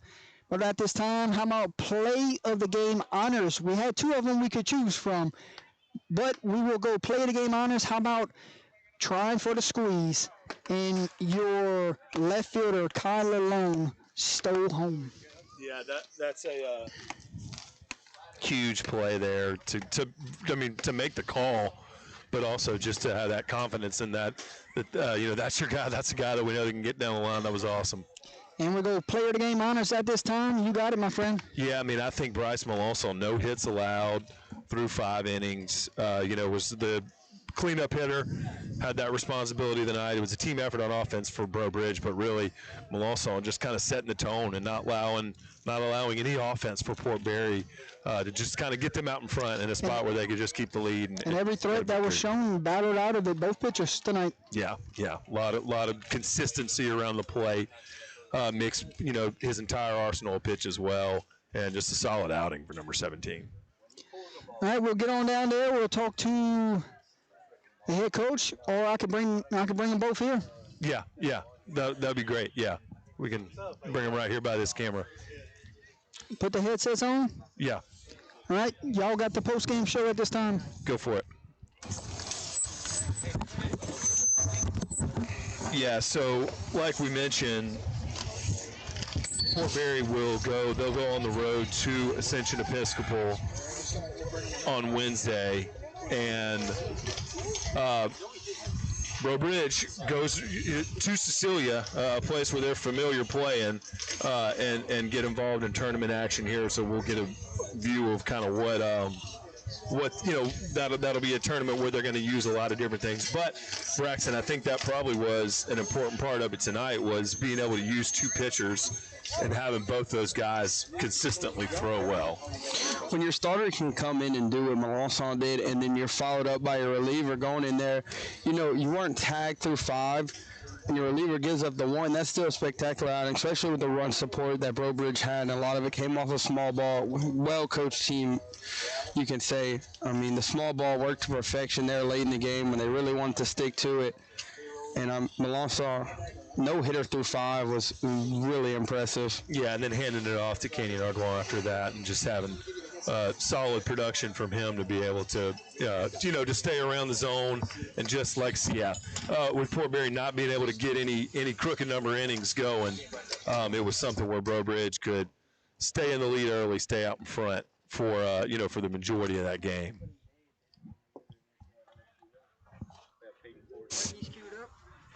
All right, you got it, my friend. Yeah, so we're here now with Bryce Melanson. Bryce, 5 innings pitched, allowed no hits from the visiting team. Opening day, talk a little bit about what opening day means to y'all as a team, to work so long to get to the first day we get to play a game that counts, but what was opening day like here at home? Oh, it means a lot. We worked hard for this, and we did pretty well. Team backed me up. I just went out there trying to throw strikes, keep my team in the game, and let them do the rest. What was your main approach off the mound today? For the most part, you stayed ahead in the count. You didn't have a lot of situations where you were always 3-0, 3-1. But what was your mindset? What do I want to do today off the rubber? I just wanted to compete, give myself a chance, and I did that pretty well today, and I just been working on it a lot, and it's paying off. So y'all go to the Cecilia tournament later this week, and it'll be a ton of baseball. You'll have some situations where y'all got a lot of innings, and you'll be on the mound, you'll be in the field a little bit. What do you think that y'all want to get accomplished during this tournament? As you got a lot of baseball playing, but you'll find out quickly what team you have early on. We just want to be known as a relentless, hard-to-kill offense. We just really want to put the bat on the ball, get hit a little bit, bunt the ball, just do the small things right, and I think that'll win us games. What did you think about the home environment here today? Like I said, opening day, got a good crowd on a Monday, nice weather to be outside. What did it feel like to be at home with the fans and everything here? Amazing. I mean, nothing like playing here. We have a great facility. Our coaches take great care of our stuff. Fans, great. Mr. Cripple there in the press box, great, and just positive environment to be in. You pitched off the mound today. You were the starter, opening day starter for your team. You batted clean up today. What are your personal goals for this season? Like I said, just to continue to throw strikes and to put the bat on the ball and just trying not to do too much work middle, right, center, and just hit the ball away. And like I said, as a team, just be hard to kill, and I think we're going to do that pretty well this season. Number 17, Bryce Malone saw 5 no-hit innings on opening day. Breaux Bridge gets the win over Port Barre. Congratulations, Bryce. Yes, sir. Thank you. Coming back with the head coach. Yeah, just a really consistent effort, like we mentioned, from Bryce to not allow any hits through 5 innings, and then hand it off to Ardwan and get continuation there for the Tigers. And we've got the head coach for the Breaux Bridge Tigers here, Coach Cormier. And Coach, opening day at home, you get to start the regular season in the friendly confines on campus with your fans. What was the afternoon like as y'all got to rake the field and get everything ready to go for game 1? Yeah, I mean, always opening day is an exciting time for the kids, and we've kind of been looking forward to this since the beginning of fall, so we were excited to get out here. So were you pleased with what you saw with not only the scoreboard, but execution, coming in and out of the dugout, just the routines, the habits, the things that you want to see? Did it look like you would want it to look on day 1? I knew it wasn't going to be perfect. We need to get better at bunting. We work on it a ton, but I thought the base running aspect of it was real good, and we know that we're going to have to better run the bases, and we're also going to have to better bunt because we're not a real team that can go 1 through 9 and square balls up. We're just going to have to do the little things on the bases, and when they have a man on third with less than 1 out, our guys know, all right, you better score them. So on an opening week like this week, where later this week y'all go and take part in a tournament and get a lot of innings in, were you thankful to see those situations where, look, this is what we want? We want spots where we got to lay bunts down and move runners over. We want these spots where we can see if we can execute. Couldn't have said it better. I mean, this, especially for the first game, it's a tight ball game. I think we're going to be able to lean on these experiences later in the year, and it's going to help us out. I'd rather a good ball game like this. And when you're coming in, because we open with Port Barre every year, and we know they're similar to us. They're going to have guys on the mound that can throw it. They're going to have guys that can swing it, and we knew it was going to be a well-played game. I can't remember, man, the past 6 or 7 years we've opened up with them. It's always been 1-2-run games, and it was tonight. We just kind of got away from them at the end. But I was proud of our guys. We knew it wasn't going to be perfect, but we were successful tonight, and we're just building upon each day and trying to get better. Really complimentary baseball. You had your DH come in to pitch and was really solid in relief there. The defender, the second baseman that wasn't in the lineup hitting, got a really good play early on to shut down an early inning and shut down some runs being scored there. So were you pleased with the combination of your pitchers being able to get things done, but also defense and everybody just being able to back each other up, and while one guy's doing one role, someone else can pick it up? I know it was the first inning, but I thought that was a big play in the game. I mean, they get the first 2 guys on, and we're like, just stem the tide and chase our second baseman a hell of a play. And they got a goose egg on the board, and that's always good when you can open up the game and don't give them a run. But yeah, the 2 guys out on the mound, they've had a lot of experience. Kanan, the second guy who came in, is a senior, and he has 3 years experience, and Bryce is a junior. And both of those guys have playoff experience and tight ball games, and we're looking for big things from them. So you play in a really great baseball bracket. You matched up against the eventual state champion last year, North DeSoto. What do you want the state to see when they watch Breaux Bridge baseball this year? Aggressive, hard-nosed competitors. We hustle on and off the field. We may not be the biggest, but and I kind of heard Bryce say it, offensive philosophy, hard to kill offense, and just being able to pitch strikes. And I think that's what we're known for, and we're trying to get back to that. Well, Coach Cormier, you've represented Breaux Bridge baseball for a long time here. Your Tigers moved to 1-0, and y'all get to get some good baseball later this week in the Cecilia tournament. Congratulations. All right. I cannot thank y'all enough for doing this. We really appreciate it. Yes, Thanks sir. so much. Yep, go Tigers. This was awesome. Yeah, so just an impressive, way to watch both pitchers come in and just keep that momentum going. You have a starter to not allow a hit through 5 innings, but to have that relief effort to see Ardwan come in right after Melanson and look the exact same, just keep up that same consistency. I think it was the reason why Breaux Bridge was able to stay in front, play in front, let their pitching make things easy for the rest of their team. We go to a third counterpart in the broadcast this evening. Braxton, what do you see? What stood out to you as the Tigers move to 1-0 here as we get ready to close out our first game of the season? And I'll tell you what, 2 phenomenal interviews just now. So thank you for that, my friend. Oh, yeah. Yeah, absolutely. I think one of the biggest things I saw is the ability to play small ball and how effective it is, how hard it is to play a bunt at the high school level. If you lay down a good bunt at the high school level, a third baseman, that's a hard throw for a third baseman at this level. And you see, they did it with the 9-hole very effectively. And he's fast, he stole bases, and they played the bases very well. And Melanson throws really good innings. Ardwan comes in relief, picks him up. It's all around. Both teams only had 3 hits, and the score differential with the same amount of hits, it doesn't seem like you'd say that Breaux Bridge out hit them by 5 or 6 hits and drove it in, but that isn't the case.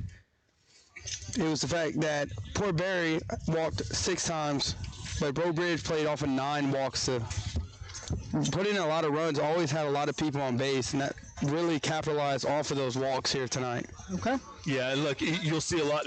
No coach is going to want to see 9 walks, but if you tell a baseball coach that the game was played with 3 hits, they'll say, "I'll take that ball game any day of the week, and we'll see how we can find a way to win." So, yeah, if you're Breaux Bridge, you execute in the little things, and if they want to play baseball the right way, that's kind of what they were able to display tonight. Aggressive base runners, some timely small ball, and some phenomenal pitching that backed up. Final words as we close this one out this evening, fellas. Really liked what Armenter did at shortstop. Again, the play by Broussard at second really just gave Breaux Bridge that momentum, kind of gave them that pep in their step coming into the dugout early on. But beautiful weather. We got a great season coming up. Louisiana baseball is as good as it gets. And so, Braxton and Jordan, it was a ton of fun to be here on campus at Breaux Bridge tonight. And we can't wait to see some more baseball this spring. And I give a big shout out to both defenses. For opening night, they kept it clean defensively, made their plays when they needed to be made. Shortstops were on fire, all around effort, and a lot of pickoff moves. First baseman for both teams were in the dirt, picking up balls, playing very effective baseball. All right, guys, we will sign off. We're back. UTL baseball, game 1 of this long season. We did 8 games a year ago. Well, I guarantee we're going to be in 20-plus this year as we get ready. Where we're headed next week, we'll let you know later on in the weekend. If you want to be a sponsor for this season, please reach out. We would love to have you on board. Thank you to Braxton. Thank you to Marshall. Thank you to Breaux Bridge High School administration, head baseball coach, for the opportunity to be here this evening. Final time, Breaux Bridge 6, Port Barre 1. Your final score, game 1 of this regular season is off and finish. My name's Jordan Taylor. This is Marshall Leffner, Braxton Hamus. We say goodbye for now. God bless each and every one of you. God bless high school baseball.